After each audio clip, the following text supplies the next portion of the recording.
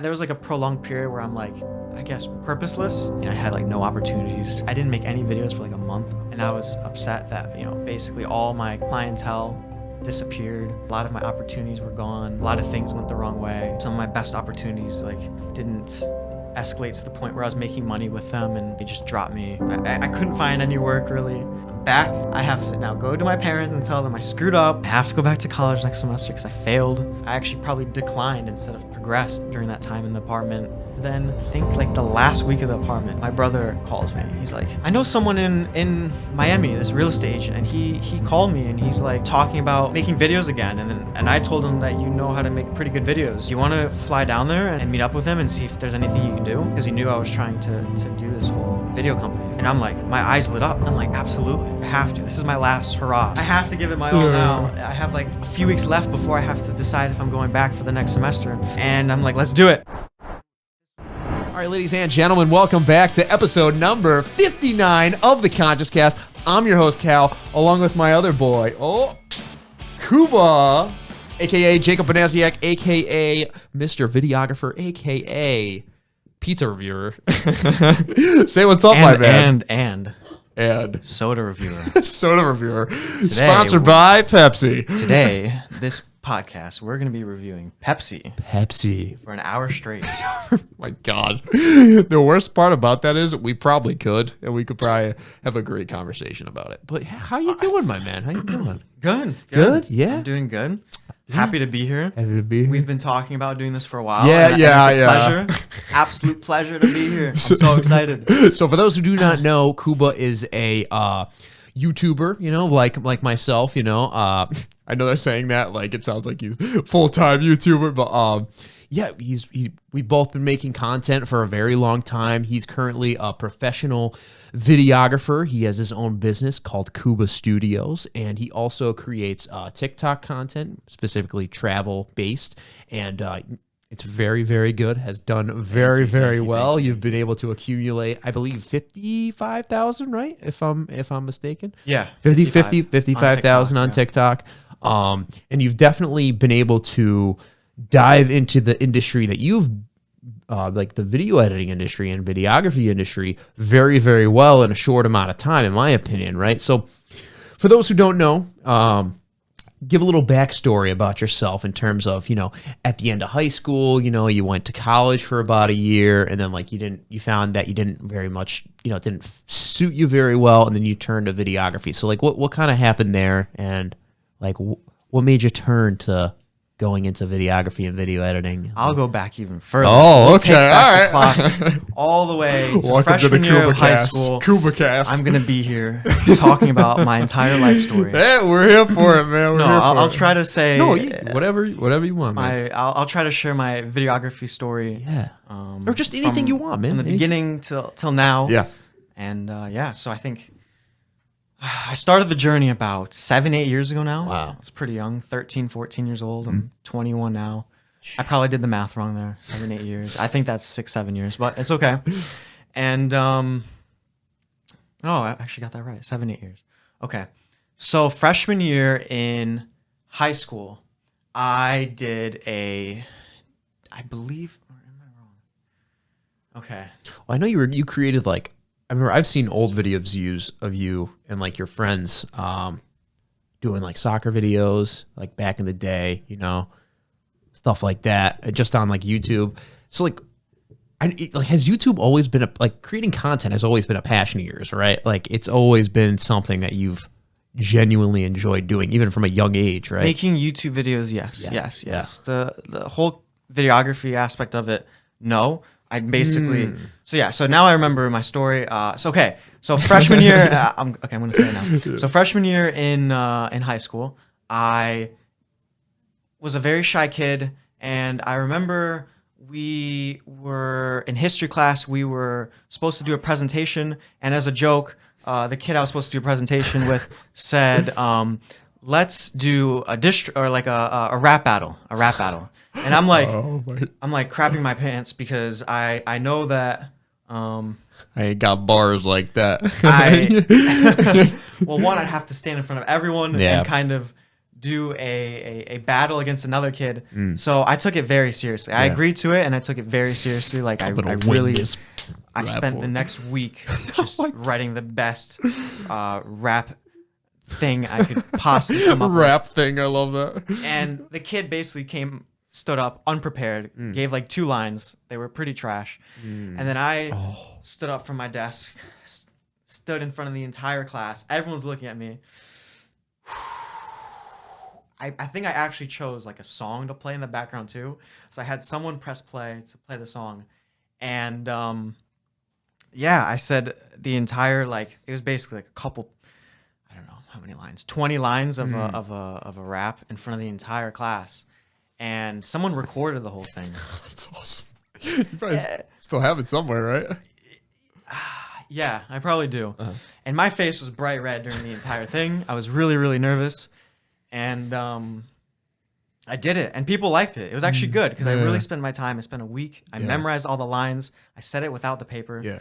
I had like a rap beat in the background. It was great, and I really dissed him. So I was gassed up. I really was. So so I saw that video, and I'm like, okay, what if, because we had another presentation a few months later. Yeah. And I was like, I really hated presenting in front of people like that. So I asked the teacher if I can make a video to do the next rap battle edition, because everyone loved it, everyone wanted to see it, but I didn't want to stand in front of everyone. It was too nerve-wracking. I hated it. Yeah. And she's like, yeah, go ahead. So this time I made a video about it, and that was the first video I ever edited, and it was on my phone, or maybe even iPhone 4 at the time, iMovie. Yeah. It was so hard to edit on that. It took forever. Just thinking about it gives me pain. Yeah, but I think 12 hours of editing later, Wow. I produced my first ever video. Ever. Kuba101. Back in, I don't even know what year. Yeah. So since that point, did you just have like, not necessarily, because you separated that from there. You're like, I love creating videos online, but I hated the video editing part. Oh, right. I hated it. That's when I first did it, and I realized that it sucks. It sucks. Yeah, because it's a hard thing to learn, right? Like, because like when you first open, I mean, at least in my experience and a lot of other people's experience, like when you first opening an editing software, that shit looks like Chinese, you know, like, and it's like a foreign language, you know, and it's. So what made you get like over that barrier, and like, was it just the drive to keep creating content that people enjoyed? Was that kind of like what made you keep going and eventually learning video editing and progressing as an editor and content creator overall? Is that kind of what? Well, I guess. Or what was your drive? I guess, well, early on, to continue where, my early, I guess, exploration and making videos was, in high school, I hated writing essays. So any opportunity I had to make a video, I would prefer to do that over writing an essay for a class. Yeah. And it was a little bit shorter. I can make it shorter. Yeah. I had to record it, a little bit more effort there, but overall, I prefer that instead of writing like a few pages of an essay for class.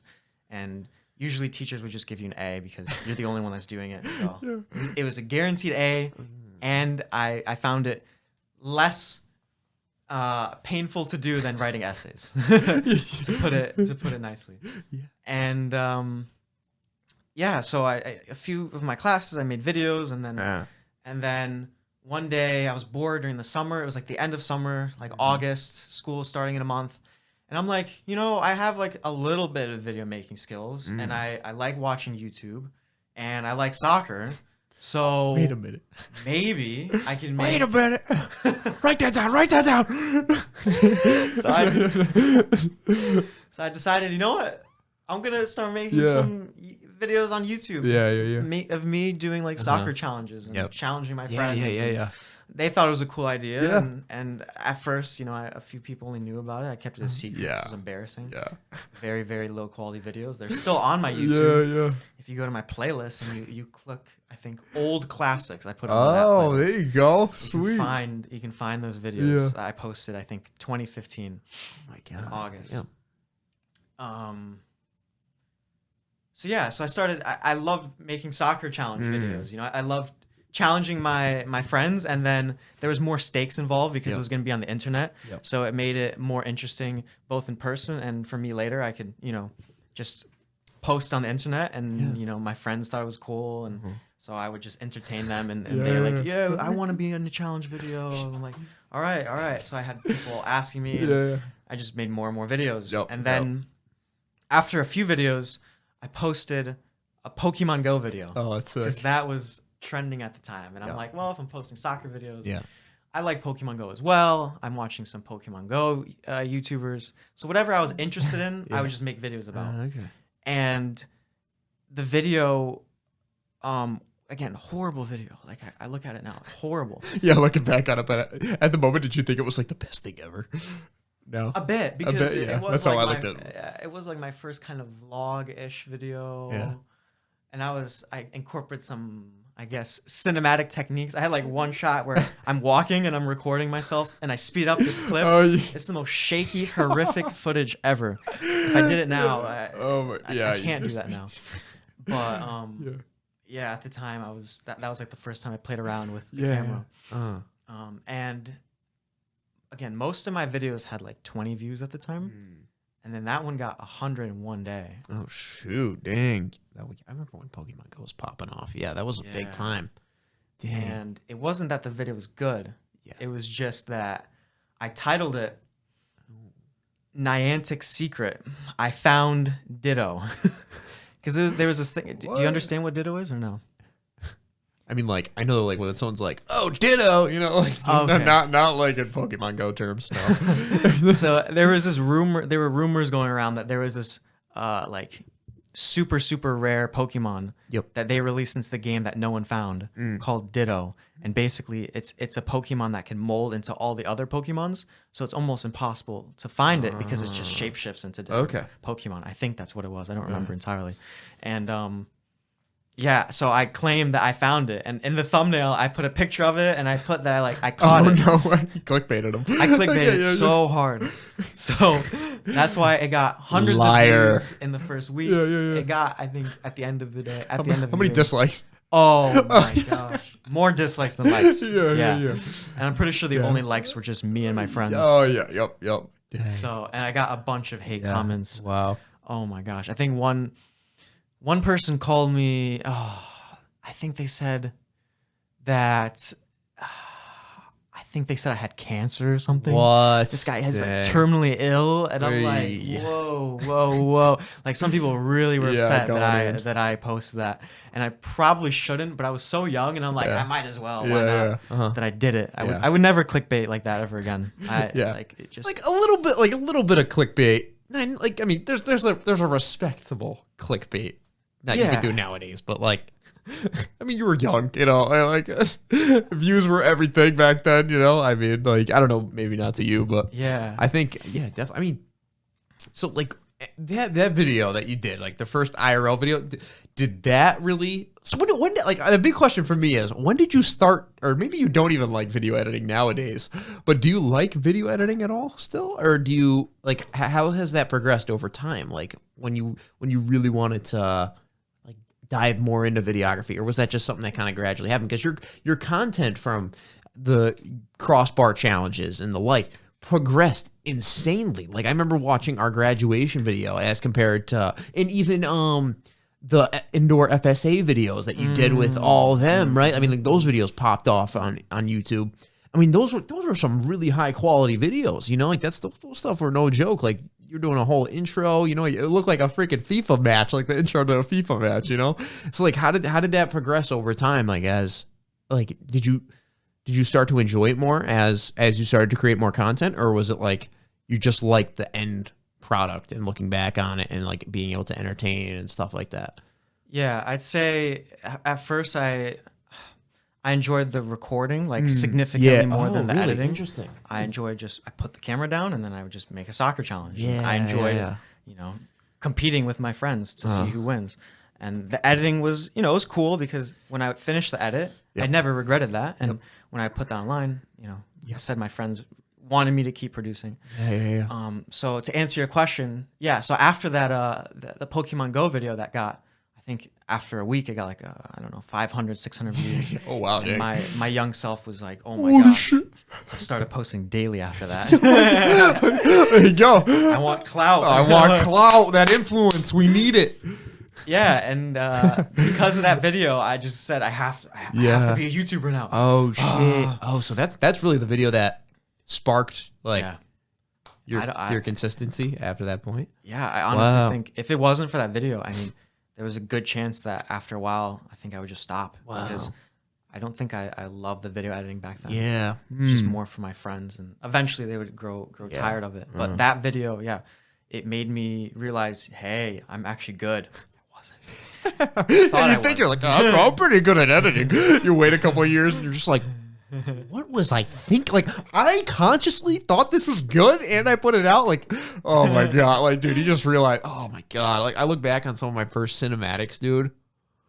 I wish you slapped me. Like, I wish you just took your, I don't even know, dude. Like, just slap some sense of me. But that's the process you got to go through. You know, like, every person that gets into a new art or a new area of interest, you know, whether it be boxing, whether it be, you know, just any type of like videography, whether it be any type of field you want to get into, you're going to be shit when you start off, right? Like genetically you might be gifted, but you gotta advance on those skills sometime. I mean, and it's going to take time, you know, it's going to be baby steps, but like you said, if you're willing to, once you get that bit of success, whether it be the views, whether it be you winning your first boxing match or something like that, you begin to make progression, and then that leads to further consistency. And and I had had a wrong idea, and I thought I was just a prodigy, a YouTube prodigy. Yeah, I'm made for this. Up and coming YouTuber. Up and coming YouTuber. Yeah. So I mean, as you began to progress on YouTube, I remember.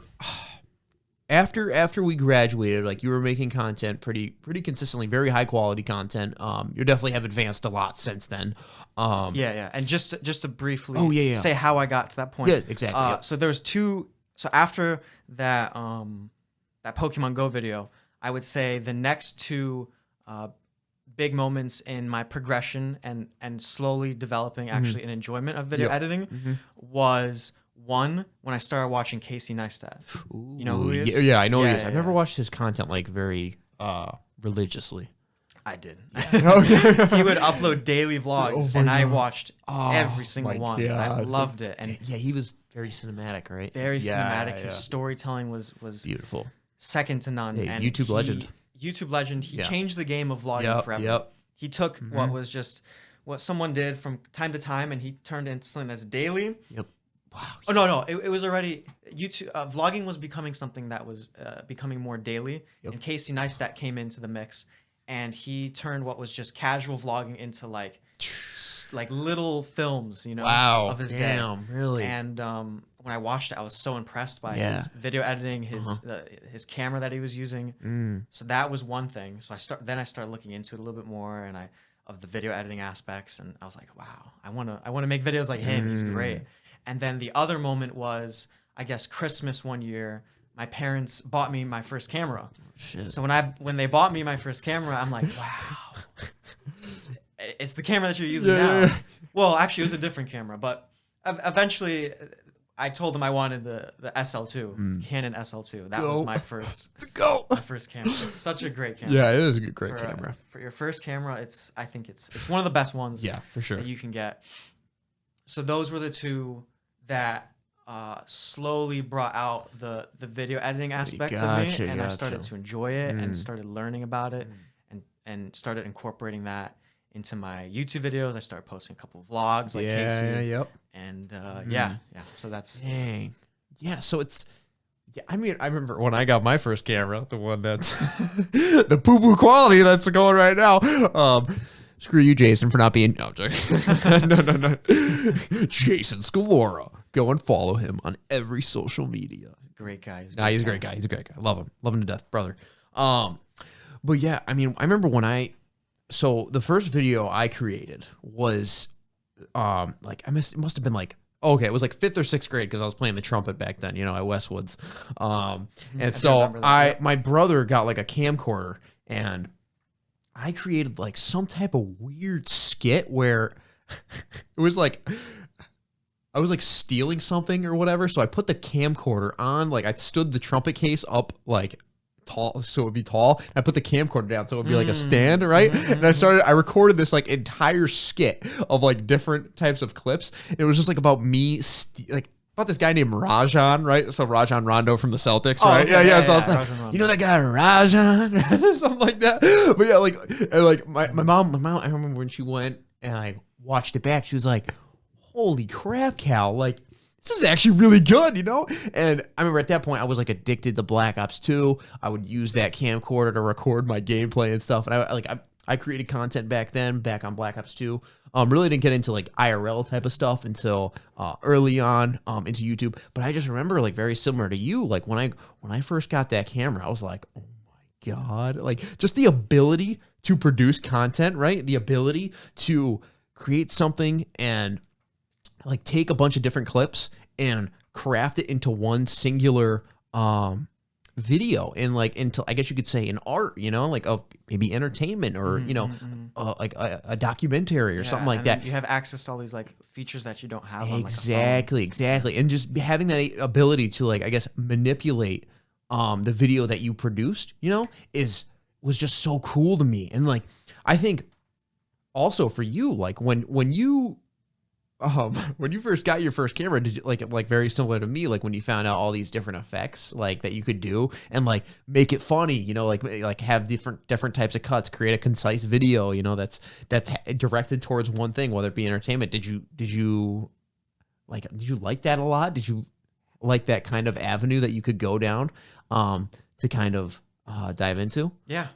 I did. I really did. Yeah. Once I got the camera and I saw all these little things that I didn't see on my phone, I'm like, what the hell is this? Yeah. And then over time, when I learned about each of these individual features, I'm like, whoa. Yeah. It's like, so if I change this, it looks a little bit more cinematic. If I change the frame rate, I can do slow motion shots. Oh, yep. I can change the colors of the videos and wow. Yeah. This is I'm making movies now.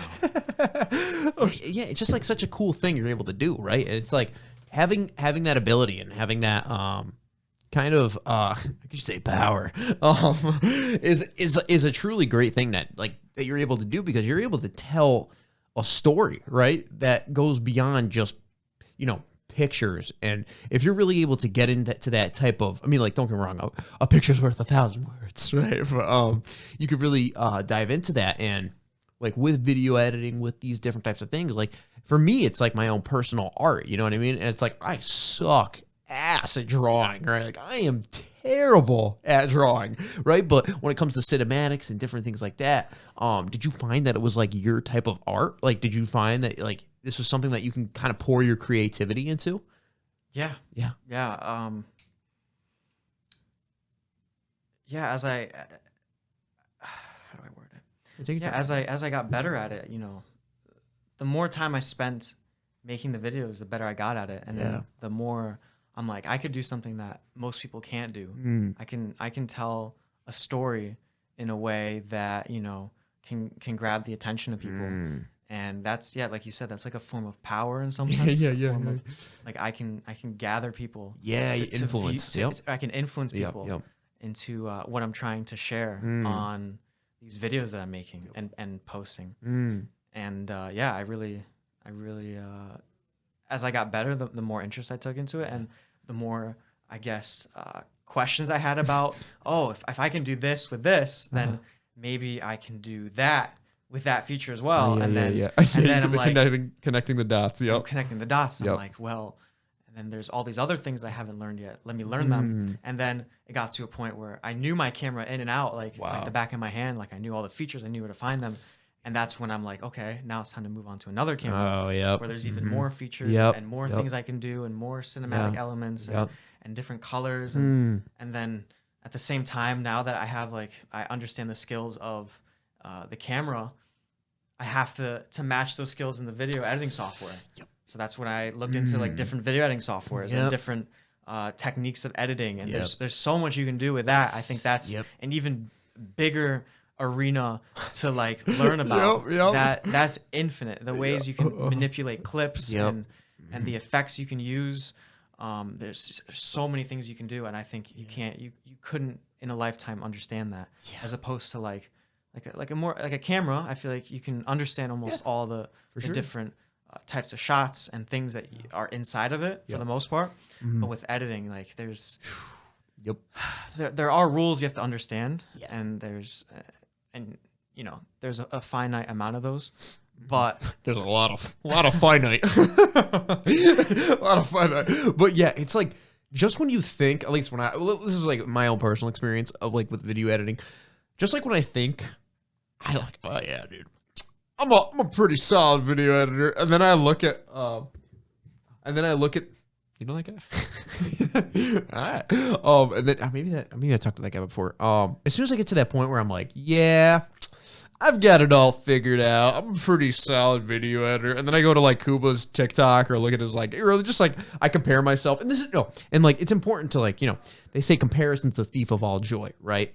But I think it's also very important. Comparison, it's very important to humble yourself, right? Because let's just say I'm a guy that's got it all figured out in terms of video editing, right? Don't need any help, completely closed-minded. I'm a teacher, right? I don't need to be taught at all, right? And I look at someone like Kuba, and who's much more advanced than I am, right? And in terms of video editing, like what he's able to do, and like the cinematics that he's able to, I can look at you as a point of where I can get to, right? Yeah. And just in that comparison alone, I can realize how far I have to go, right?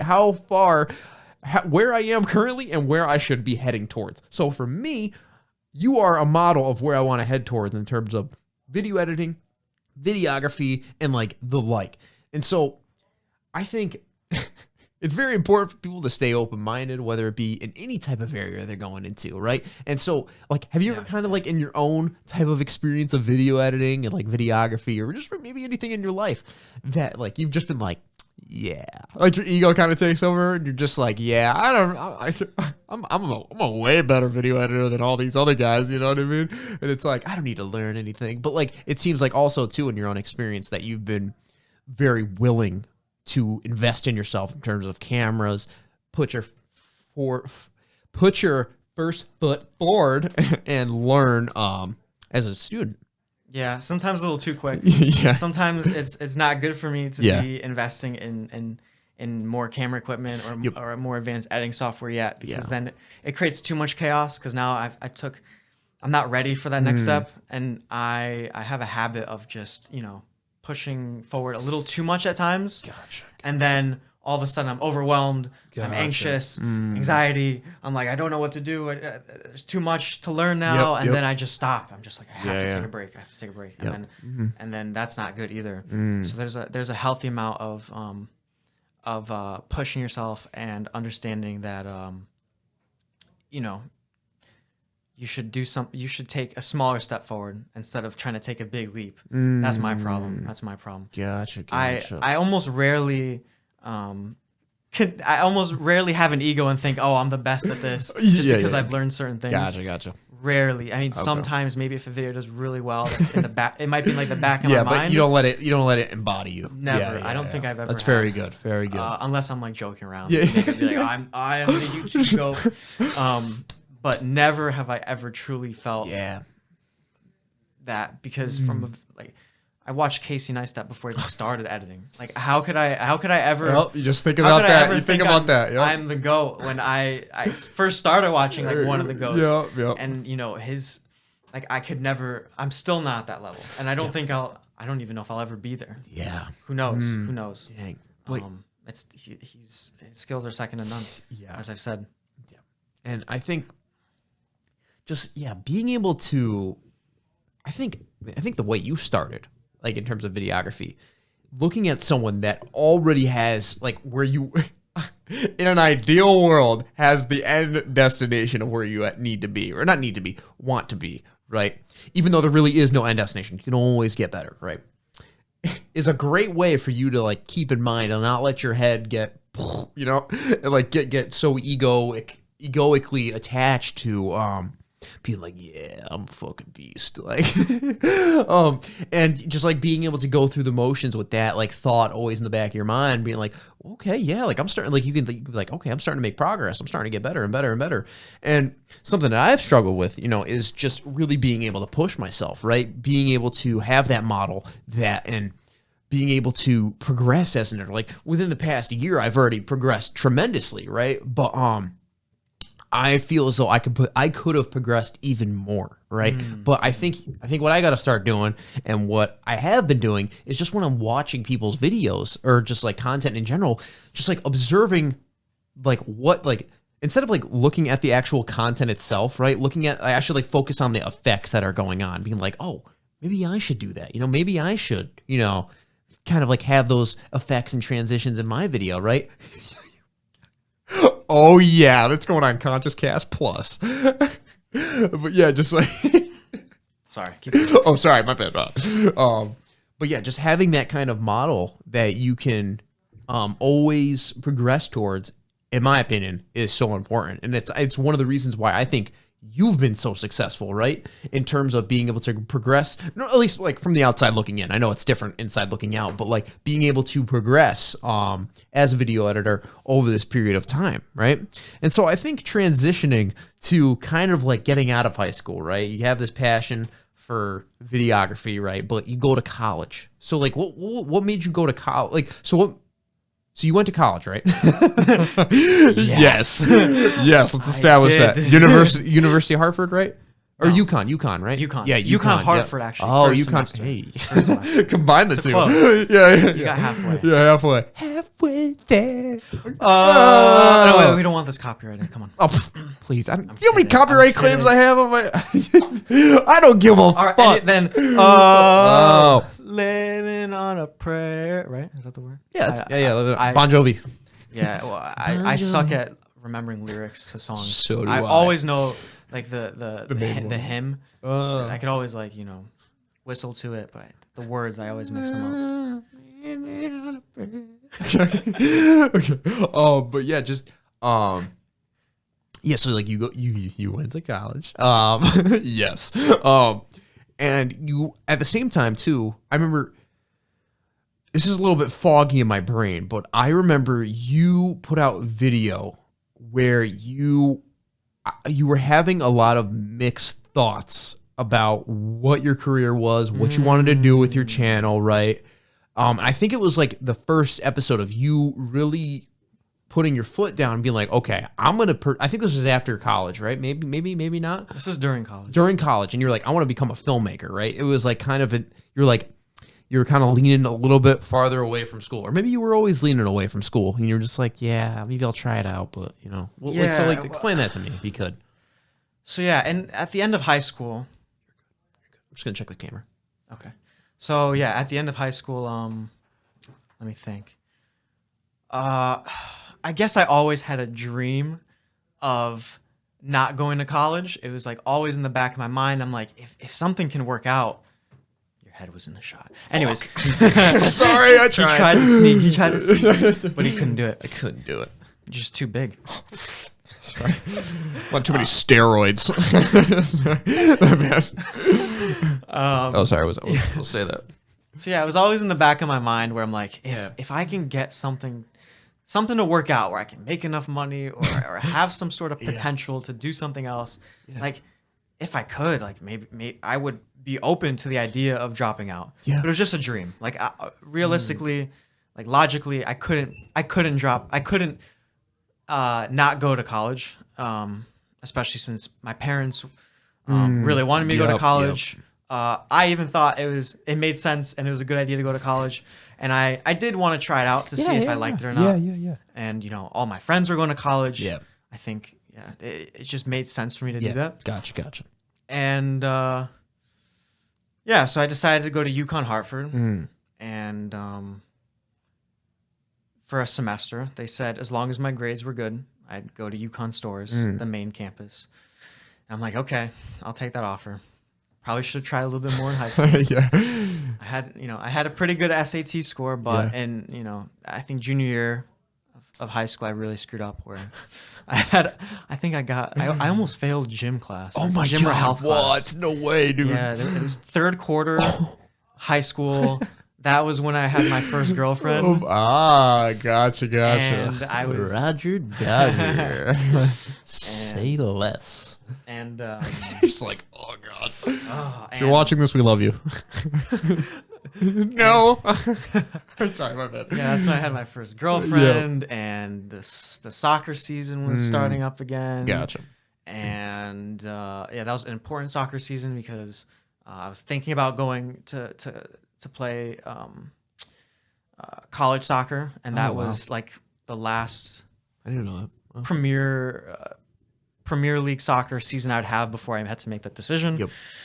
So I really had to step up my game for soccer, and I think the last reason was I started posting more YouTube videos during that time for whatever reason. Yeah. So there was 3 things that were occupying my time. I didn't care about school that much then, and I thought, you know, I can get by. I can cheat a little bit, and I'll get, you know, like maybe a B- average, like an 80. But that didn't really work out. I failed health because I kept handing in all my projects late, and the teacher always gave me a 40 for that. Oh shit. So whenever I handed in the project, I get 100. Yeah. So I either had an A+ or an F. Who's your teacher? Oh god. Dude. I'd rather not say. Okay, gotcha. Yeah, fair enough. Fair. Because he didn't like that I would always hand in things late. Gotcha. Probably the first time he let me off the hook, but then after the 2nd, 3rd, 4th, 5th, 7th, 8th, 9th, 10th time, every understandable. Single time he's like, yeah. And I'm like, fair enough. It's fair enough. Yeah. Like I even though I was always upset when I would hand in like a day late, he'd be like, "Nope, sorry." Sorry. Gosh. Yeah. I rambled off. Yeah, I basically like I couldn't even participate in sports in the spring because my GPA was so low. I don't even remember what it was, but it was low. Wow, no kidding. Yeah. So you went to UConn Hartford, right? Yeah, my counselor had to speak with me and said, "You can't do sports." I'm like, "Okay." I was thinking about doing track, couldn't do that. Wow, no kidding. So my GPA wasn't that good, so that's why I had to do half semester in half a year Hartford. in UConn Hartford, which is still a pretty good school. Like it's still, you know, I'm still happy I made it to that. You know, I should still be grateful. Yeah, that I still took the rest of my high school, you know, moderately seriously. So let's think. So that. Okay. So I took college very seriously. Yeah. I took college very seriously. Gotcha, Unlike my high school, I'm like, okay. Yeah. I basically never tried in high school. I think ended up with an 88 Oh wow. Yeah. GPA, That's 86, good. 88. That's pretty good. It's all right. It's That's all pretty right. good. Without trying, with cheating more often than I was comfortable with, not doing my homework. Yeah. Not proud of it. Not proud of it, especially looking back now. I wish I took it more seriously. It's better to just, you know, learn something than nothing and just sit there and doodle and twiddle my thumbs. Yeah. But in college I decided, you know what? I'm going to take this seriously, do all my homework, hand in everything on time. And I did. Like I took college very seriously. I wanted to be, you know, the best student I possibly could. And I ended up with, you know, the lowest grade I got was an A-. Like A- and A's. That's it. Wow. That's all I got. Good shit, dude. I was very happy at the end of the semester. My parents were well pleased. But because I put so much effort and time into it, for the first time in my life, I had a lot less time for videography. Like I had to put down the side. Yep. And, you know, if I had time on the weekends, I would do it. But during the week, you know, unless I got lucky that I didn't get any or much homework that for those, you know, few days, I wouldn't have any time to really make any videos.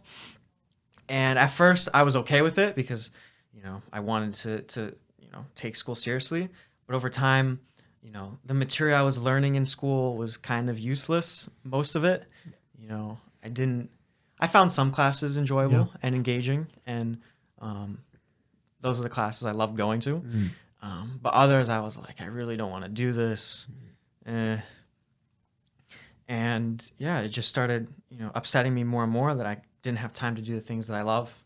I didn't have time to do videography as much. And after like a few weeks, a month, I had that, I guess, slight little breakdown where you were talking about, which is that video I posted where I was a little bit confused, and I was like, I'm starting to lean towards dropping out a little bit more than I was at first. And I said I was just confused. I don't know what to do with my life. I don't know if computer science. I liked computer science. And then over time, I started to dislike it more as well. And that was my major. So I was starting to question a few things. but I knew there was a lot of money into computer science, and I was getting good grades. Yep. And my parents, my dad especially, was like, he really would love if I would become a computer scientist or some sort of engineer. My mom was happy as well. Yeah. And yeah, so there's just a lot of conflicts in my in my mind going on. So after the first semester, I thought about it. I had like a month off from school, and it started getting serious, the idea of leaving leaving college. And I started taking the videography seriously for like, a few weeks, and I got lucky because I guess I had a couple of deals, a couple of businesses that were interested. I think a hair salon, a dentist wanted some videos. So I was making a little bit of money during that break. And then I guess my first like exciting proposition for video making was this TikToker by the name of Quartz Chaos. Oh, wow. I don't know if you've ever... I have not heard of them. Okay. Yeah. So... I remember you told me you had not... I remember this opportunity that you had with a big TikToker. Yeah. Yeah. So it's it's strange how we connected. But Quartz Chaos was a TikToker slash YouTuber slash influencer that lived like a town or two over from where we lived. Dang. And she reached out to me because she saw some of my YouTube videos, and she's like, "Wow, your style is similar to Casey Neistat," which it was because I replicate a lot of his ideas. And she was like quite impressed with my videography skills, and she asked if we would like to go to the mall that's nearby and meet up and just talk about social media and potentially working together. And I was like, wow, because she told me that she had like over 1 million followers on TikTok at the time. Oh, she just reached 1 million. Holy crap. She had tens of thousands of subscribers, I believe, at the time. And yeah, it was exciting. It was exciting. She told me about when we met up in person that she was making good money. She had some good brand deals that she was getting off of TikTok. This was early TikTok, so the brand deals paid a lot more. And yeah, we talked, and she liked everything I said, and she said, "I'd like to like collaborate and maybe even pay you to make videos and edit for me." Wow. And I was like, "Great, yeah, that sounds like a awesome opportunity." I was really happy. So I had a few other opportunities as well, and I was sitting there, I think a few days before my semester was starting, and I really was starting to think I might drop out. And I think I sat down with one of my friends, and I told him I think I might do it. And I was just gonna wait till the last day, to see how I felt. And yeah, I think the last day of January, which was like the last day I can make a decision, I decided to do another semester of college. So I decided, you know what? I'm going to do, because now I'm in UConn stores. It's the big campus. All my friends are there. There's a lot more opportunities. My parents wouldn't like if I dropped out. And I was like, okay, I'll do it. I'll do another semester of college. I'll see if I like it. Maybe I'll get some more opportunities there. Who knows? So I go to UConn stores. I had a good time, if I'm being honest. I really did like UConn stores. First day of school, it was exciting that there were so many different people. I talked to as many people as I could. I tried to, get into different groups and try to figure out ways I could use my video skills. I joined a couple of different clubs that were videography based. Oh, dang. Nice.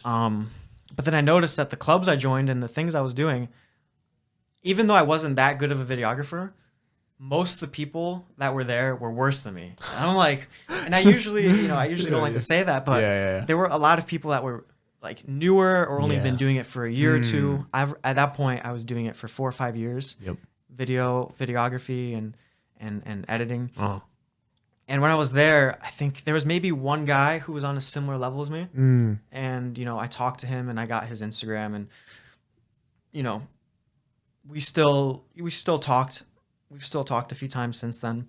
And there was things that he could teach me and things I could teach him. And he he was like the president of the club. Dang. That I was a part of, and he was trying to he liked my videography so much that he was trying to get a second like vice president position just for me to get paid. Oh my at God! UConn. Really? Holy He was crap! trying to My because God, I didn't know it was a paid position. Yeah, Holy crap. because he wanted me to not go bad. and do a lot more work with him, and he tried, but they said no, we can't. We don't have enough budget for this. Yada yada yada.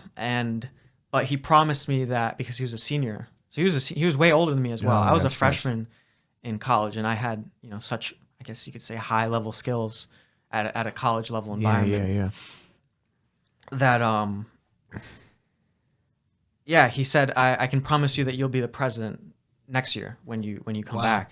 He like promised me that, and I was like, oh wow, so I would get paid, not much, but Yeah. a good, like way more than most people do at college.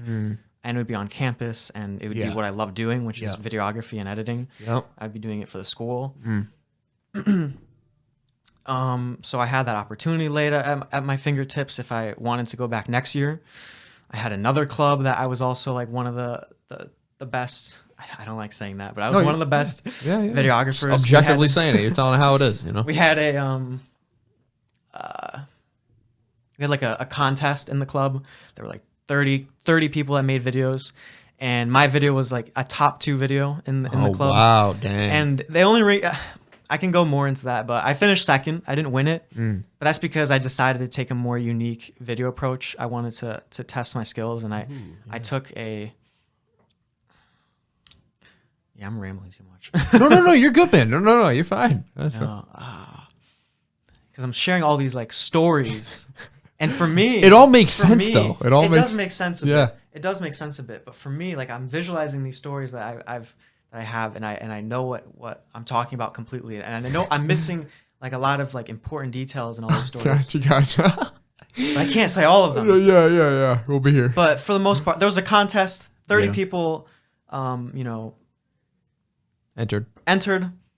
I made it to the top 2, and they picked the other guy, and that was simply because it was supposed to be like a more like nostalgic, happy nostalgic video, and I decided to produce like a hype video instead because I didn't want it to be similar to everyone else's. Was it the boxing video that you did with? No, I don't think you've ever seen that video. Oh, okay, gotcha.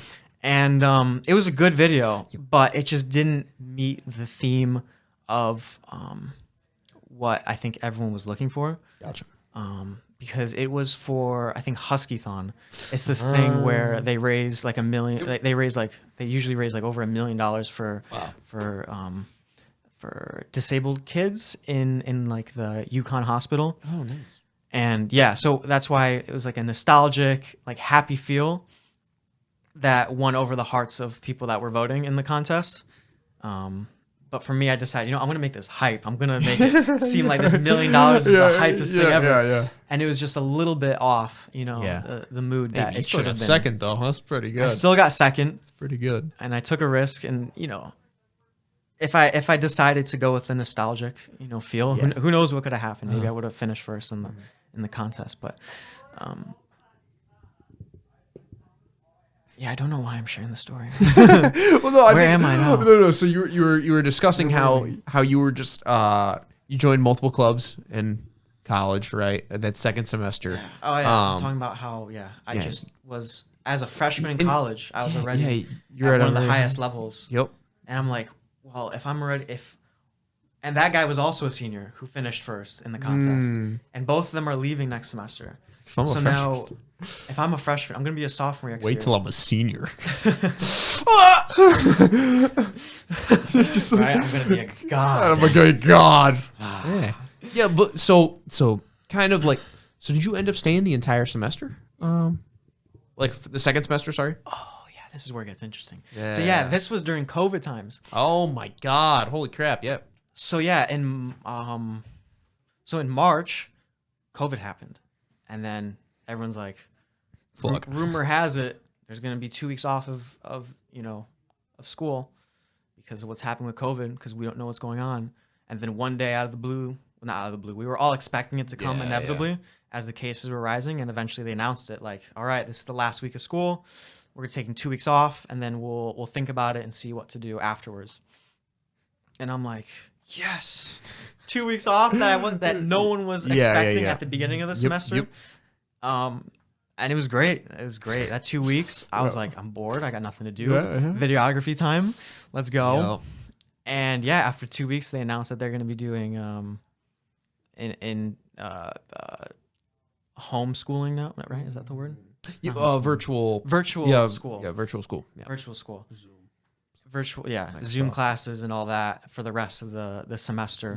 And at first I took it kind of seriously, and then over time I didn't have the motivation anymore. As I said before, I took school very seriously. All my classes, I took them very seriously, and now I actually had like time. I had 2 weeks, and I got addicted to making the videos, and now there's no pressure to go to classes because it's on Zoom. They're pre-recorded, some of them, so I could watch them later. And if they're not pre-recorded, the live Zooms get saved, and I could watch them later. And I am a pretty good procrastinator, so I was like, okay, professional. Yes. So I decided to, always push them aside. And since my grades are already pretty high, at the time, most of my classes, I was above a 90. I think I had 1 or 2 that were like high 80s. I was like, well, I could maybe not take this quiz that seriously or take this test that seriously. And then they announced that they're going to be doing pass or fail. Do you know? What that is? Yep. So grades don't matter. Grades don't as matter. long as you're not, failing, you pass. Yeah. Regardless if you have an A or a D or whatever the passing grade is. Exactly. And since my GPA was like so high, I was like, the only way my GPA can get higher is if I get an A in a class. So I was like, okay, I'll try to get an A, but if I notice I can't get an A, then I'll just get something that's above a 60 because it's a pass. And that's all that people will see. And over time, I noticed that a few classes, there's not a chance I can get an A. I might get an A minus, but that's not, even if I had an A minus, I would choose pass or fail. I would just take it. It would drop my GPA a little bit. It's not worth it. So I think the only class left. So all of my classes, I decided to do pass or fail except for one. And then by the end of that class, I noticed that if I took the final, I think even if I got 100 on it, I would be like, I think I would get a 92, which is 1 point away from an A. And I'm like, great. So I'm like, all right, I'm not doing this final. I just said I'm not doing it. And so my grade went from like I don't know, an 89 in that class to like a 68. And the teacher emailed me like 3 times, like, you didn't take the final. And I'm just not responding. I'm just like, okay, I'll take a pass or fail. Either way, I'm doing pass or fail. So I'm just not going to do it. And I didn't take classes seriously. When I realized that, I can get above a 60 and, I'm choosing pass or fail for them, then I'm just not going to try anymore. And if I have to take a quiz or test, I'll do it and I'll get like a 60, 70 on it. And then I started getting back into my cheating ways a little bit, which again, I'm not proud of. I'm not proud of cheating. I don't like it. I'm really, really ashamed that I've done that. But I did it anyways at the time. And I did enough to get by and I got above a 60 in all my classes. And, in the meantime, because I wasn't focusing on my classes again, I think I was maybe putting 10 hours of work each week in school. Now I had an extra, 20, 30 hours opened up for making videos. And I started doing that. And a bunch of my clients were still open to making videos. Some of them couldn't because of COVID. But any clients I received from that are social media influencers, they're still producing content. Quartz Chaos still needed videos. The barbershop or the hairdresser still wanted some photos. And I was like, okay. So then after that, I realized that, I'm not taking school seriously anymore. I'm producing a lot more videos. One of my friends, one of my close friends, Ethan, you know Ethan? Yeah, of course. He dropped out of college and he did it. That was in the back of my mind. And I had some more opportunities coming my way over the summer as COVID was, going up and down during the low times. I would have, a couple more opportunities popping up. And two of my friends were saying that they're getting an apartment together. And they asked me, they're like, do you want to get an apartment this semester? And I thought about it. I'm like, well, my parents told me that if I don't go to college, that I can't live with them in their house. Oh my God! Holy crap! Yeah. Woo. And Let that sink in. I'm going back to college. That's what I would have said. Yeah. So that's why I really, I was pressured to go to college because, they would let me stay with them during the summer and winter, and they would pay for a portion of my college as long as I kept getting good grades. They wanted me to go, and they really want me to be successful. And You dropping out of school was by far the biggest decision of your life, right? Yeah. And I forgot to mention there was also a third option, which was, so I had going back to UConn, which seemed less likely than ever before. Drop out of college and just try to do videography full time. And then the third was to go to a school like NYU or another creative arts arts school. Yep. Is that or Yeah, arts I think school that's that that specializes in videography and that. And maybe I should have taken that option. That could have been a good move as well. But it was a little dream that was in the back of my mind that if I could drop out of college, I would. And I'd already been contemplating it for a while. And I was at a point where, again, I was making more money from, the restaurant I worked at. I became a server, so I was starting to make, bigger tips. And yeah, so I'm sitting again. My friend dropped out of college, and I talked to him about it. And he just, he wanted to do something else. He wasn't enjoying his time in college. And you know what? I actually did enjoy my time in college, if I'm being honest. Like, the people I met were great. I'm still connected with some of them.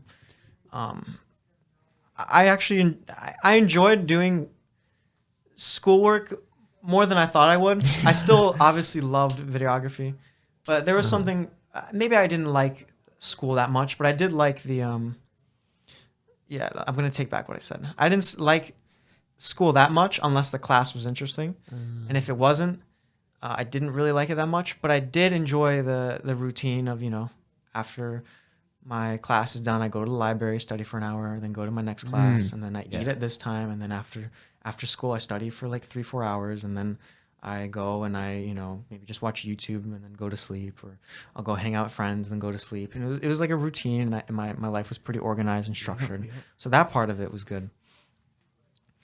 But now, COVID happened. We all changed a lot in that time period. Sure. We all thought, life's so short. You never know when something might come out, and you might not have that much time to live, or you might be at a greater risk of death than ever before.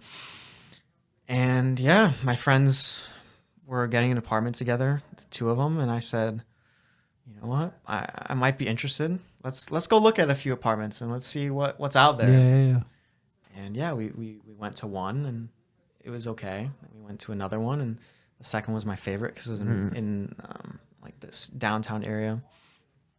And then we went to a third, and then we had a decision to make if we wanted to get the apartment or not. But I was only going to get the apartment if I knew I would leave school. Yep. And again, I think a few days before college began, I went on the computer and I clicked, I'm withdrawing out of the next semester. So I wasn't leaving. I didn't drop out of college completely. I still left the door open. So for me, gotcha. I don't think I could have just dropped out completely. Gotcha. I was lucky that my school allowed me to just like postpone a semester, and they allowed, I think, up to 3 semesters until they kicked you out. Wow. And so I was like, you know what? I'm going to try to do this full time, this videography. See how it goes. Yeah. I'm going to give it a semester. This is like during COVID time. All classes are online anyways. I'm paying the same. That was another thing. I'm paying the same amount to take classes online. Yeah. Which are just pre-recorded. Like I could find YouTube lectures on the same topics. Exactly. Like, exactly. There's no in class. They're probably higher quality too. Yeah, they're paying me to take tests. And a diploma does matter. Yeah. It does matter, and it is useful, and more useful in other fields than others. Of course. Videography is probably one of the less useful For sure. diplomas. Yep. And I was also doing computer science, and I knew I was also not going to do that anymore. And yeah, I was like, okay, everything, the stars have aligned. Let's give this a shot. So I went on the computer and I typed in withdrew, like I said, and I already put my deposit down for the apartment. My parents don't know any of this. And I think that weekend I said, Mom, Dad, I'm moving out. They're like, why are you moving out? Like, to college? Yeah. Why are you telling us? Like, we know you're going to college. Uh-huh. I'm like, I'm moving to an apartment. I'm not doing college this semester, Mom and Dad. And they're like, haha, good one. You know, because I've mentioned it before. I'm like, Mom and Dad, I'm thinking about dropping out, just to see what they would say about it. And as I told you, you know, they said they wouldn't let me just live in the house for free. They'd say you have to, you know, go live somewhere else if you want. If you want to go to the real world, go to the real world. Yeah. And you know, that was one of the most difficult nights of my life. Definitely. Wow. When they finally started realizing, like, he's actually not kidding. He's actually moving out. And yeah, just massive argument. Wow. Tears for sure. A bunch of tears. It wasn't easy. And, you know, at that point I was like, maybe I'm not doing the right thing, but it was already too late. I already, you know, made the decision. And yeah, just, I didn't know if my parents would, I knew my parents loved and cared about me, and they would eventually, we would resolve this issue. But I knew, at least for the next, for the foreseeable, for the what's the word? Foreseeable future? Not foreseeable future, but at least for a while, you know, I probably am not going to see my parents at all, not talk to them. And if I do, like, they're just going to be upset. And so I said my goodbyes, and my sister and brother were like, okay with it, because they're younger. They're like, oh, whatever. Like, he wants to try this. Okay. Yeah. Cool. So I could talk to them at least a little bit. But yeah, for at least, I think, 1 or 2 weeks, yeah, there was just no talking between my parents and I during that time period. Yeah. And I was like super motivated to like get out, work hard. And I did. I worked as hard as I could during those first few weeks. And yeah, after a couple weeks, I think I showed up to my house on like a Sunday. And I like opened the door slightly, like creaked the door open, and I'm like looking to see if my mom or dad's there. I didn't see anyone. I think they were out of the house, but my sister was there, so I spent some time with her. Yeah. And then I think they came home, and then it was just really awkward and really minimal words said. Gotcha. And they just asked how I was doing. I'm like, I'm doing good. How are you doing, Mom and Dad? Like, okay. We talked a little bit more, but that was basically it. Yeah. Then I went back to my apartment, and I felt bad again. I'm like, crap. Yeah. I'm sacrificing my family in the short term for videography. And it really didn't work out. If I'm being honest, again, another wave came of COVID. Yep. During that time, I lost my restaurant job. Almost all restaurants shut down again. Yep. And yeah, I mean, I had like no opportunities. I don't really get depressed.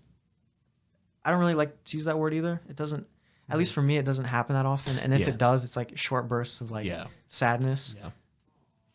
But during that, there was like a prolonged period where I'm like, I guess, purposeless. I didn't make any videos for like a month. Wow. And I was upset that, you know, basically all my clientele disappeared. A lot of my opportunities were gone. A lot of things went the wrong way. Yep. Some of my best opportunities, like, I don't know, it didn't escalate to the point where I was making money with them, and then they just dropped me. And, you know, people had less money I couldn't find any work really. I'm like, great. I'm back. I have to now go to my parents and tell them I screwed up. I have to go back to college next semester because I failed. I actually probably declined instead of progressed during that time in the apartment. I just lost a bunch of money, you know, living there because, you know, rent was not high, but you know, for me, without making any money, you know, I was just burning cash. Yeah, exactly. Um, Just keeping the fire alive. yeah. And then I think like the last week of the apartment, my brother calls me. He's like, I know someone in Miami, this real estate agent, and he called me and he's like, Telling me this. he was, you know, talking about, you know, making videos again, and I told him that you know how to make pretty good videos. Do you want to fly down there and meet up with him and see if there's anything you can do? Because he knew I was trying to do this whole, you know, video company, and I'm like, my eyes lit up for the first time in like a month. Yeah. You know, I was just living meaninglessly. You know, still relatively happy every now and then. And I'm like, absolutely. I'm like, I have to. This is my last hurrah. You know, I have like, I'm going out this way. I have to give it my all now. I have like a few weeks left before I have to decide if I'm going back for the next semester. And I'm like, let's do it. Yep. And this was, again, during COVID time. I flew down to Florida. Florida was like one of the states that were open. So when I went down there, remember that? I was like, this bastard's flying to Florida. Yeah, some people, yeah. It was, and it was so amazing. Like, holy crap, when I went down there, dude, I don't even think that the Floridians knew what the word COVID was. I went, they were just clubbing and partying, and the streets were like bussing, and I was like, yo, this is what's up. Yeah. And I'm just like, wow. And I used to like love going out and partying and talking to people. So for me, that was great. I'm like, this is the first time in a long time where I can do that, meet just random people and talk to them. So that's what I did like the first day. Just went out and talked to as many people as I could and try to get some connections. And it was just a great time. So cool. It was so amazing. So amazing. Yeah. But yeah, then I went to, you know, downtown Miami, and I met up with the real estate agent, and he's like, all right, show me what you can do. Let's go. Let's make one video together. I'm like, great. I made a cool video. I put my all into it. I made it like a cinematic masterpiece. Yeah. And, you know, it didn't turn out to be one of my best videos, but I was happy with how it came out. I had a limited amount of time, and he just wanted to see what I can do. And there was a lot of pressure on this. Yep. And yeah, he ended up giving me some money for it. And, oh, shoot. Damn. Okay. Yeah. And then he said, yeah, I'd love to fly you down sometime to you know, make some videos. That's sweet. I'm like, yes. Let's go. My first good client again in a long time. And all of a sudden, again, now my brain went from like meaninglessness for like a month to all of a sudden all these ideas just popping out. I'm like, all right, this is my last chance. I can't just rely on this one client. I got to get a bunch more. So again, when I came back to Connecticut, I had to quarantine for 2 weeks because that was the rule. Oh, dude, that's brutal. State, especially Florida. Yeah. And I was genuinely worried because I was talking to so many people and I went partying a little bit. True. That I might have COVID, so I just stayed in my brother's. I stayed in my apartment for like a week or two.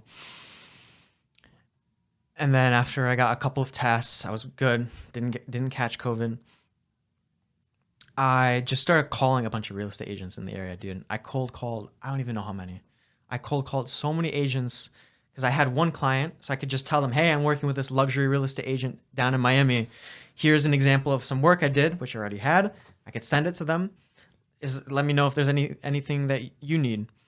So I found like all of the most expensive houses in the area. That's awesome. And I found the agent connected to them. Oh, shoot. And if they didn't have a video for their like $1-2 million house, I would call them and tell them like, I'll do it for free. Like I was willing to do it for free. Yeah. That's how you go. I called so many people and most of them didn't pick up. I also called on like a Saturday or Sunday. Really stupid of me. But I was just so excited. I'm like, I gotta get it. Yeah. I should call on like a Monday, a Tuesday, a work day. Not a Sunday afternoon. Sunday afternoon when they're like with their families, bro. It's God's day. Yeah. So dumb. Yeah. But yeah, one of them, I think 2 or 3 of them picked up. And then one of them said, yeah, I'm working with someone right now to make a video. If it doesn't work out, you know, I don't know, just reach out again in a month and maybe we can do something. Yep. And then there was this one lady who said, "Oh, I'm not interested in the video, but you know, if you want to send me your work, you just text it over to me. I'll take a look at it." I'm like, "Okay." So I had like a couple of potential leads. Yep. And yeah, the lady that said, "Text me your work," I texted to her. And and then she looked at it, she's like, "Oh wow. It's actually pretty good." Yeah. And then when I called her again, I think she was confused. She was like, "I already have a video for this for my house house I was selling." I'm like, "No, you don't." I'm like, I went on your website. You don't have it. And she's like, "Yes, I do." But what she had was just like a tour, like one of those live tours. Like someone just put a 3D camera and took pictures. Oh, okay. So Gotcha. it wasn't a video. Yeah, It was just yeah. a like a kind of like a slideshow Google Maps sort of thing. Yeah. And when I told her what I meant like a nice like cinematic edit of the house that, you know, can enhance its personality, and you know, you can use this to market all across the country. Yep. And then she's like, "Oh, now I get it." And she's like, "Yeah, if you want to make it for free, why not?" And then she called me. She's like, "You know what? Actually, can I add like a little audio in the beginning?" And I'm like, "Sure, but you have to pay for that." She's like, "Yeah, why not? I'll pay for that." Smart. So I did make a little bit of money off of that video, not enough, but yeah. I was so happy, and it turned out to be actually like a $3-4 million home. This one of the most Got I some think commission on it. Oh my god, imagine. it was the most Yeah, expensive. I remember watching. That was a very good video. Thank you. I appreciate it. It was the most expensive house to sell in the county in like Jeez. 5, 6, 7 years or something, like a long time. Wow. And somehow I got lucky enough to accidentally like call this woman, and she didn't even want it at first, and I explained, and it worked out, and I even got a little bit of money at the end of it. And yeah, I put my all into that video as well. I was happy with how that one came out. It was definitely one of my favorite videos at the time. The guy who owned the house, I talked to him. He actually told me that he was a college dropout. The guy who owned the $4 million house. There you go. He's like, "I never went to college." Wow. That was his vacation house, or no, his family house, because his wife wanted a house in Connecticut. Family house, nice. I think he had like a vacation house. It's our in one day stay Florida house. for $4 million. Jeez. They ended up downsizing to a $2 million house in Connecticut. They're like, "Oh, we can't afford this." Pleb. My gosh. And they had like I think like a $10 million home in California where he lived, and he was like some sort of agent for a bunch of like musicians, and he knew like the Beatles a bit, and he knew I think he worked with Mel Gibson I think he just worked with he was like a negotiating agent for like people in the music and movie industry, something along those lines. I don't exactly remember, but it was. I had a nice like 30-minute conversation with this guy that was super successful, and I learned a few things from him. And he told me about his life story, and he told me that you have to just work your butt off and get connections. And he gave me some examples, and I've taken it to heart till this day. And yeah, it was just a brilliant opportunity in many different ways. And after the video was done, she was so happy with how it came out. She's like, "Can I make another video?" And I just kept making more and more content with her, and then people started seeing that I was making videos for her, and they started reaching out to me from her. And she was a little bit upset, but she couldn't do much unless she put me in like a contract. To like tie me down and say I can't work with other real estate agents. So then I got other offers from other real estate agents, and just started, spiraling a little bit. A little snowball. Began to build your portfolio and stuff like that. Right. I mean, because you really got into real estate from that point, and then I remember you also got into the restaurant industry, food industry a little bit more, right? I forget exactly what was the restaurant called? Well, I remember you did like you did like a steak cinematic. You did like other stuff like that. So like, what was that official restaurant? Because I remember are you still client and partnered with them or no? Well, there was an Italian restaurant, Rizzuto's, Rizzuto's, where I did just photography for them, and then a couple like slow motion short videos. Okay. I did that, and that was like my initial jump into the food industry, and then I got this, and then I tried finding some other clients, and it kind of worked. I got some offers, but I didn't accept them at first.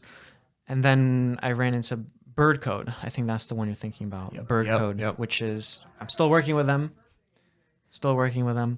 They're great. They're one of the best. They're one of my favorite people to work with. easily, because one, their business is so great. They do like they have like fast food, but it's like healthy, and it's chicken, which I love chicken. That's what you can say. Okay, Dude. good. It's fine. I'm not You're gonna, good with it. All right, I'm not gonna, dude. It's you. I'm not gonna like. I can't control you. So you can say whatever you want, man. I know that you're vegan, right? Very close. Yes, very close. Very close to Yeah, being yeah. vegan. I don't like to say I'm vegan because I still do have some milk products, but we're working on it. We're working on it. But yeah, chicken, and I love their chicken. It's really good. I love how like you're just like, oh, I love chicken. Listen, I don't agree with you, but that's okay. That's Now okay. I'm gonna just stare in your eyes and talk about chicken. Dude, I'm freaking, kidding. you know, dude. All right, well, I'm not gonna put Jason on blast, but Jason does some pretty funny things with it. He's just like, he makes some pretty funny jokes. Like, for instance, we were on the. Sorry, as a little side note, we'll get back to you in a second. He was like. Oh, he was like smelling himself on like the train from like New York, and I was like, "Oh, dude, you need deodorant?" And he's like, "Nah, dude, I don't use deodorant." I'm like, "Oh, why not?" He's like, "It's not plant based." Just like funny shit like that. You know what I mean? It's like it's real funny. But yeah, it's like I love to poke fun at it. It's fun. It's fun. But yeah, sorry. Continue, my man. So Bird Code, right? Yeah, Birdco, one of my favorite clients Yeah. to work with. Easily, the owners, they're so It's not amazing. is it a chain or? Yeah. Oh, okay. They're expanding Ooh. very soon. I think they have 2 opening up Wow. here nearby Dang, as well. That's great for you. Yeah. Yeah, they have talks. I don't want to share much. I'll just Gotcha, share gotcha. whatever Yeah, has yeah. been public. We could put this off camera if you want, whatever. Yeah. No, this is fine. Everything Okay. I'm saying is fine. Okay. Yeah, they're opening up two new locations. That's public. It's on their Instagram. You can see that. Yep. They've already announced it. They have a bunch of other things in the work behind the scenes. That Yes, sir. it's so cool being involved in a project like that. That's awesome. That's one thing. It's just it's gonna be a fast expanding project. Yeah.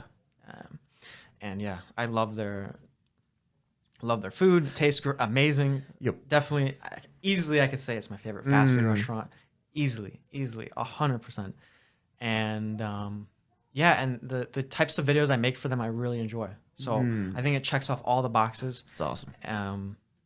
Yeah. Yes, that was like when you started to really build that credibility, right? When you had that one breakthrough with that real estate agent and you really started to like build your portfolio, gain a lot of credibility in the industry, like when meaning others are looking to you and they're like, "Oh wow, like this guy's legit. I'm going to pay this guy to provide me a video service and it's going to be like they're willing to pay you, right? They're taking you seriously." Mm-hmm. And so have you noticed from that point like that's when your potential loss that you said, like when you first got into the apartment and you said like, I actually was more of a decline than an increase. Did you start to notice that you rounded that corner of like dropping out of school was the right decision? Like, would you say, or when was that tipping point when you were like, like with yourself, like you began to really see this as a legitimate thing that you could do as a career, that like what you're doing right now? Yeah, I definitely would say was it the right decision? Ultimately, I mean, now I could say probably yes. Who knows what the future holds? Yeah. But looking back at it, I definitely prematurely left college. I think I Gotcha, wasn't gotcha. entirely ready, and it was at the wrong time. Yeah. Just the wrong. It was a good time and a wrong time because of different factors. I mean, it was a good time because, like I said, I didn't like online school as much as I'd liked in-person school, so it made sense. But then it's the wrong time because now all businesses are shutting down again. Yep. Mm-hmm. A little bit unlucky that after a month, we didn't know if there's going to be another wave. We thought at that time, after the first wave, I mean, there was uncertainty, but we're like, everyone had fingers crossed that, it's gyms done, were it's opening, done. everything was opening, then Delta came. Yeah. Then Omicron. Then Omicron. Megatron. Megatron's next, Megatron, and then Megathought. Zeltron, and who knows? But each one is less and less potent. Yeah, so we're pretty much in It's an endemic stage right now. Yeah. But so when did you notice in your life?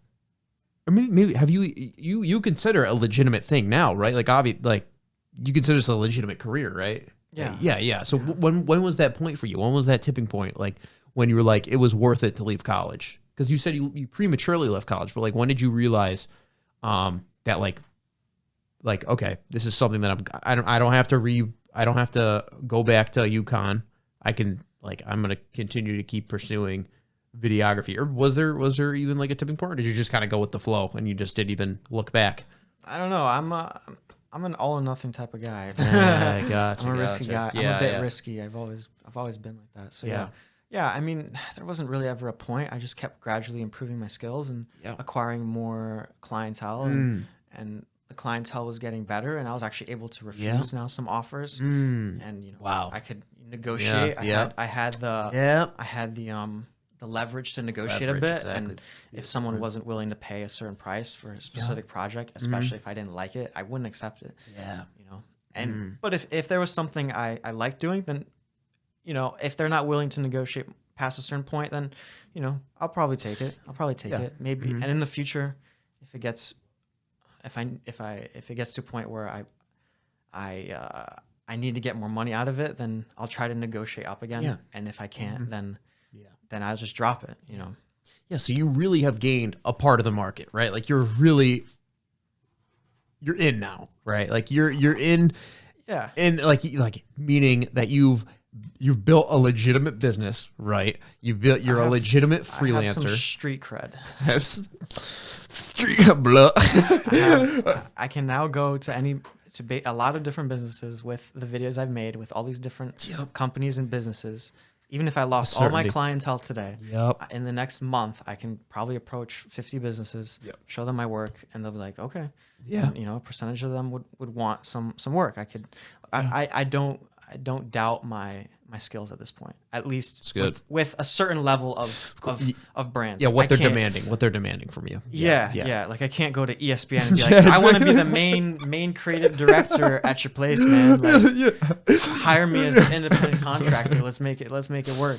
No, it has to be more like small businesses. Yeah. Maybe even some medium-sized businesses that haven't really. Yeah, you know your market. You know your market. You know where you're going. And individual people that want like specialized videos. Like I'm a lot better when it comes to like content creation. Yeah, exactly.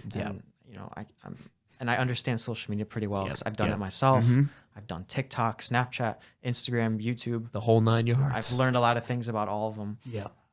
I've grown a following on pretty much all of them, except YouTube, which is what I'm trying to do now. I'm trying to get to a. But you've still developed. I mean, because YouTube it's pretty hard. It's very hard to grow on YouTube. I'd say you've obviously, in terms of like if you compare it to your TikTok, not as much, but you still gained a pretty sufficient following, like 600 plus, right? I keep track. I think close to 650 now. Yeah, 650. I mean, that's pretty good, dude. Like that's pretty good considering all things. But yeah, like, so I just kind of want to get into a little bit more of the business side of things. Okay. And yeah, like we could touch on this for a little bit. I know you're a busy man. So as we were discussing before, you're an individual that is a successful freelancer, very pretty successful, right? In my opinion, right? You've been in the industry for a couple years now. I would consider myself a novice. A novice in the industry. A novice in the industry. If you're a novice, then I'm like, what's before a novice? Like pre-novice? I'm just lucky there's not that much competition. Gotcha. Not crazy amount. There is. Yeah. I've met some of the other people. Gotcha. But you're at a point where you've, like we said, developed legitimacy. You can go to pretty much any business and lose small within your target market, within your target audience. Like you could go to a business within that domain, and most likely, they'll want some type of content back. Like not within that singular person. Well, I wouldn't say most likely. I would say less off. I would say that maybe 5 to 10% of the time they might want it. First, they have to want it. Yep. And sometimes they're on the fence, and that's where I show them my work and I show them what I've done in the past, and then they might agree to it. Yep. But yeah, they have to be willing to, or at least on the fence for you to be able to tell them why it's important. Yeah. That's if someone's like if someone is not interested in that and doesn't have many plans to expand their business or doesn't want to, have a social media presence, then there's no point. Gotcha. No point even trying to explain. Maybe the basics. Yeah. Tell them they should be open to in the future if they ever. But at that point, I'm not even trying to push myself onto them. I'm just trying to tell them like, hey, for your sake, if you want to improve your business, then you should look into this up sooner rather than later.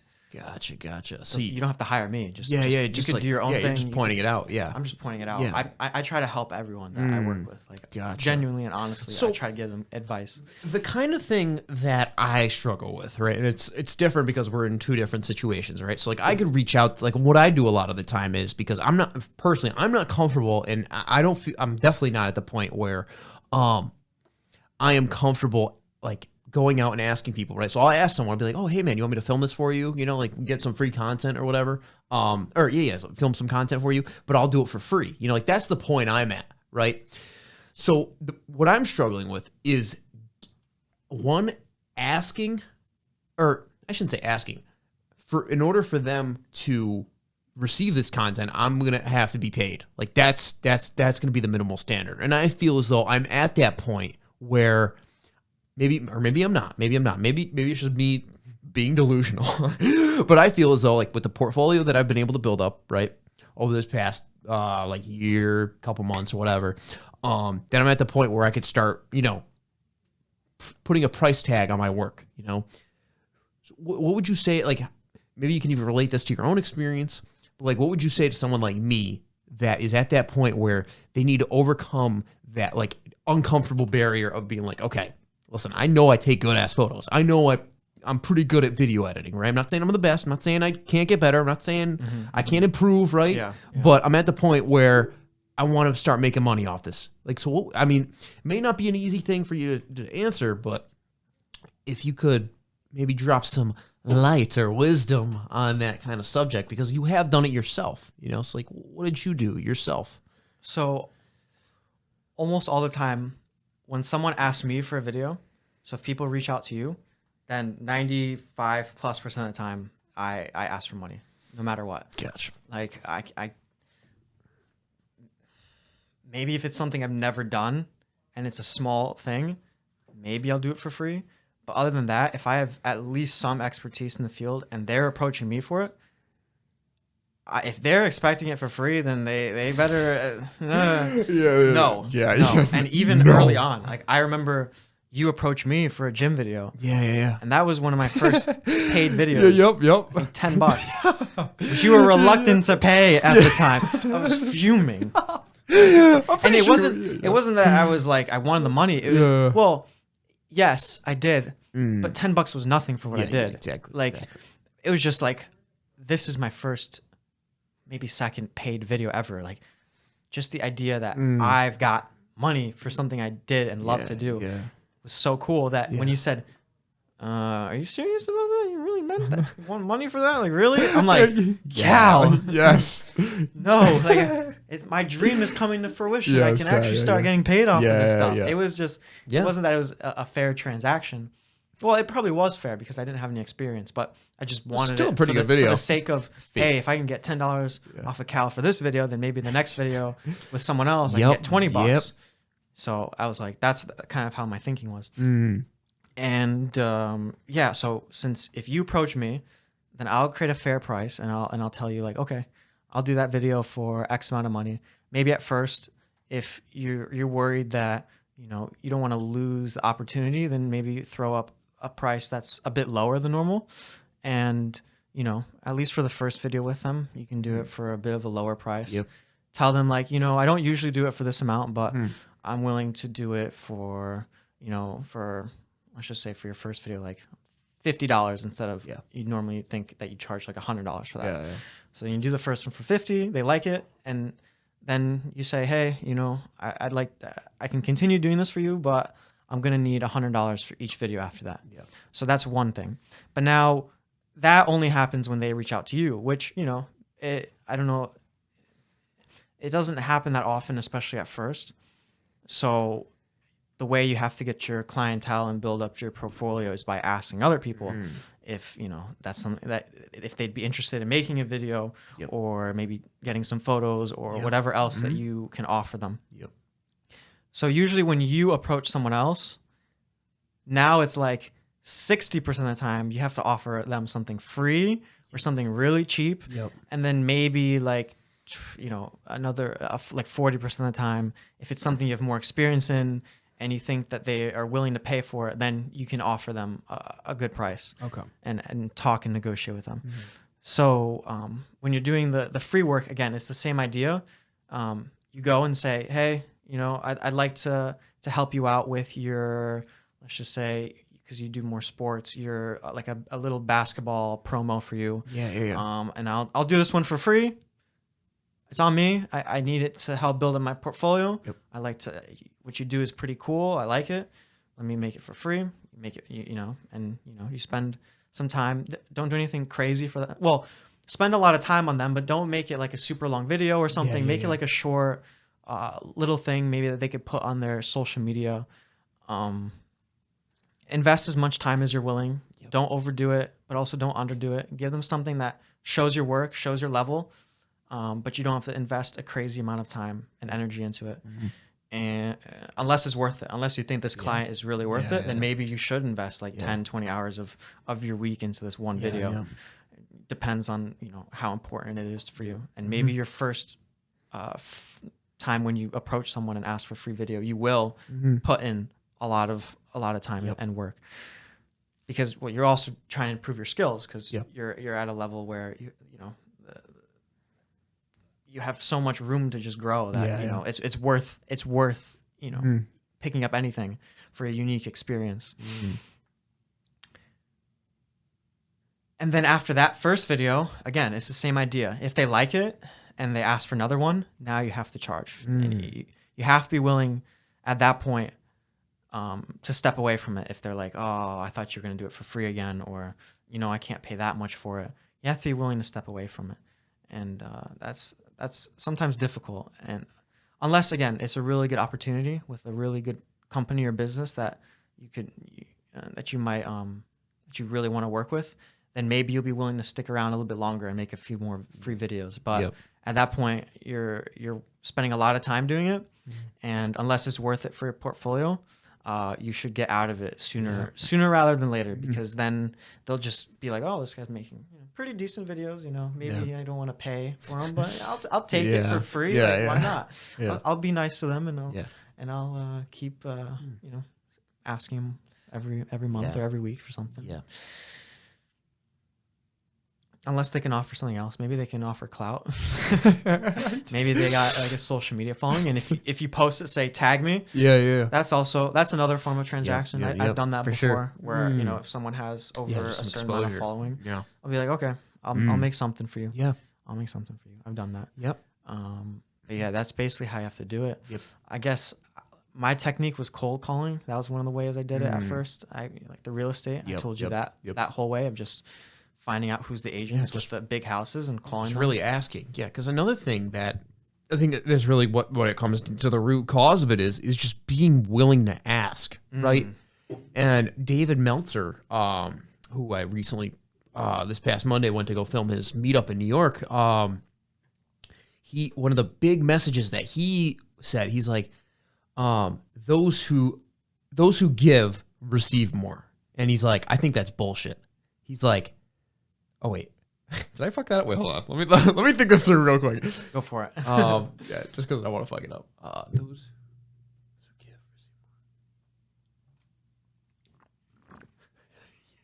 more. Freak, you've been waiting to do that.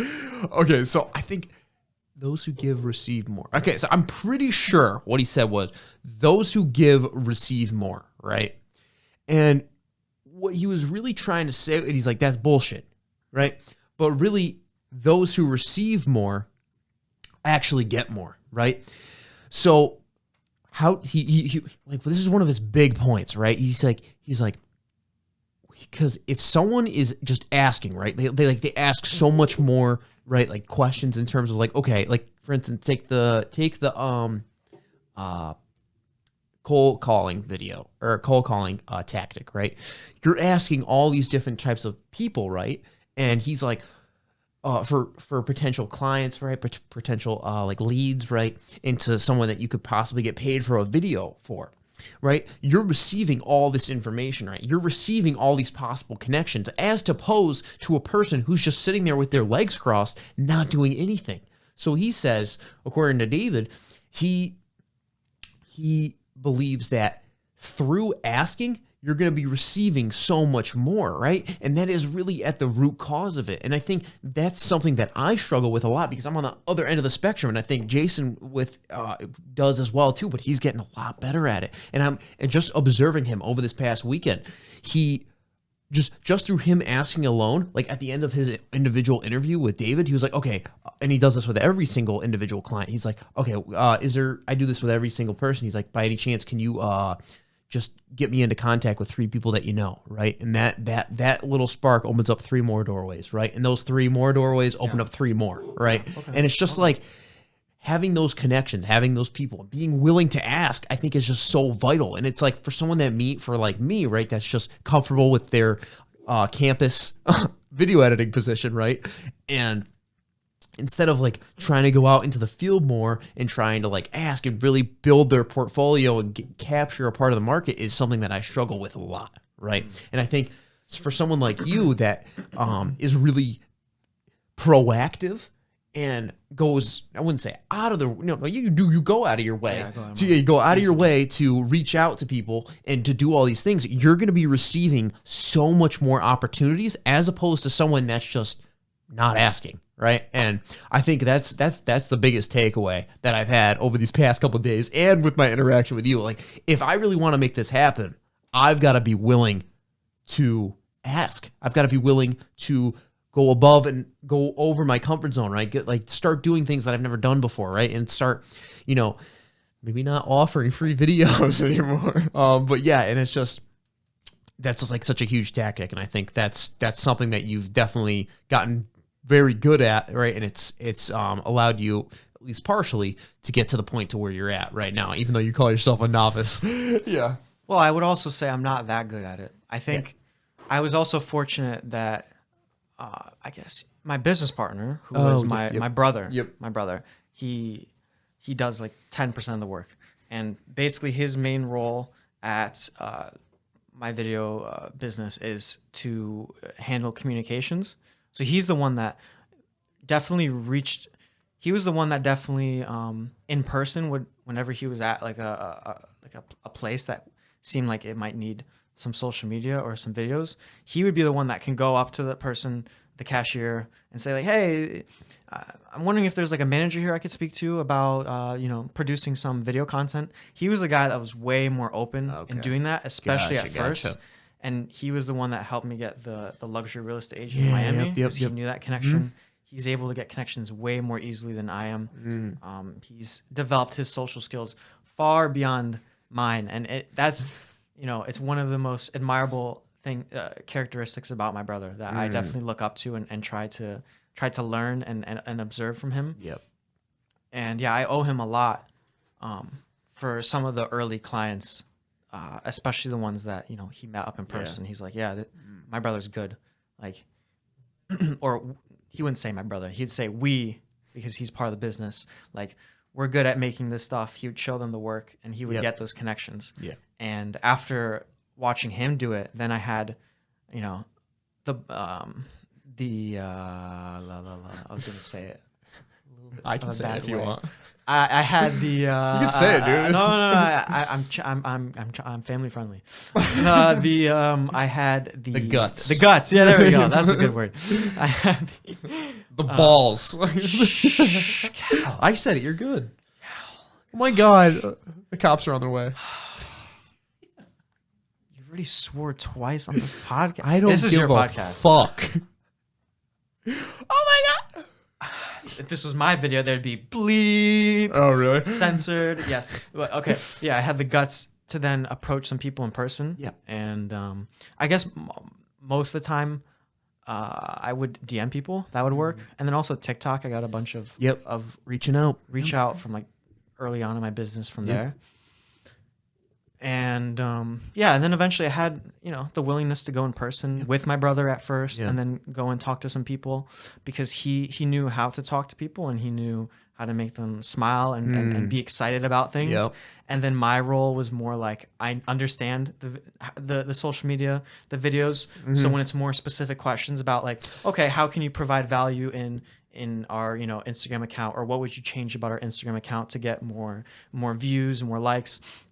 then I could point out, the things that we can do, more interactive videos where you can comment more easily, more cinematic shots, change the music so that people matches it matches the vibe of what you're trying to show on the screen.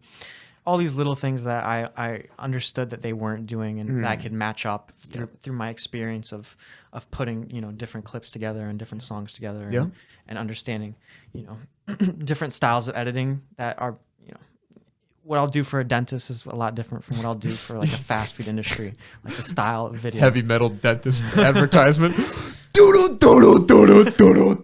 Okay, yeah, sorry.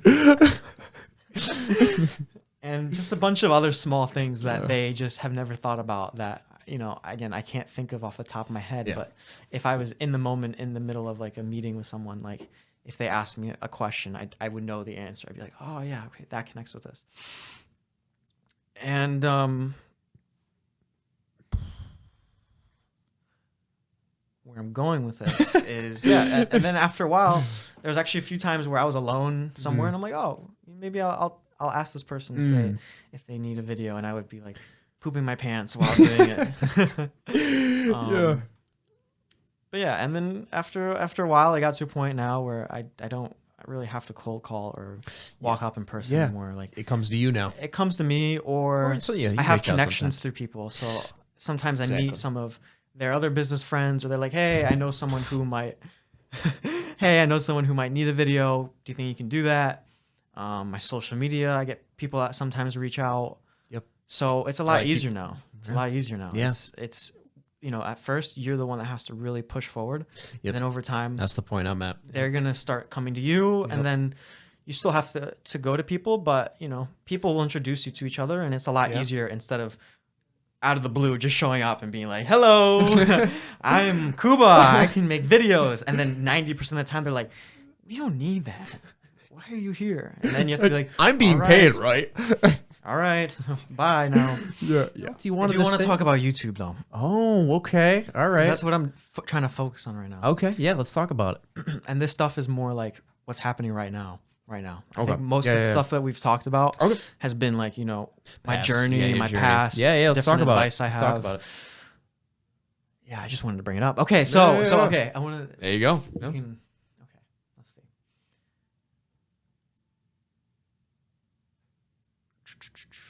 It's just like, I really want to bring this up. Blanks. Yeah. I'm trying to think where I want to go with this. No, you're good. So, for those who do not know, my man Kuba here has a channel by the name of Kuba101, right? And then, like, we've talked about his passion for YouTube, and he's very much in the past couple months on TikTok. He has blown up tremendously in terms of, you have tons. I mean, you're top TikTok. Yeah, but still, dude, 20 million views. That's a lot of freaking views, right? And you have, I don't know how many, you have multiple videos that have over 1 million views, right? Probably, I don't know how many. Probably more than 10, right? Or less than 10. Close to 10, right? Something like that. And then you have others that have hundreds of thousands, right?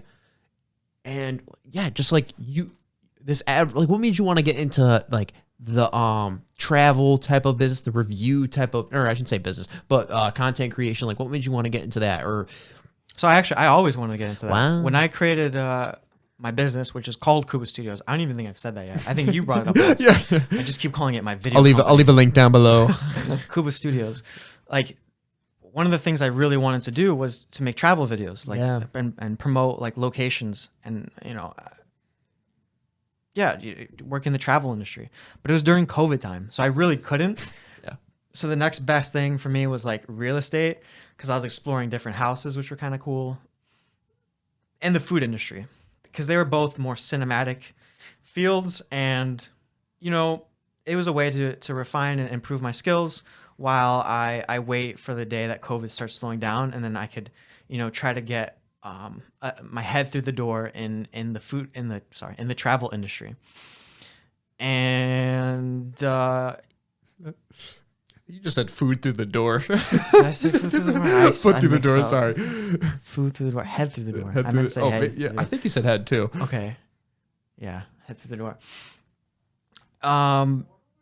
So that obviously couldn't happen. Not at that time.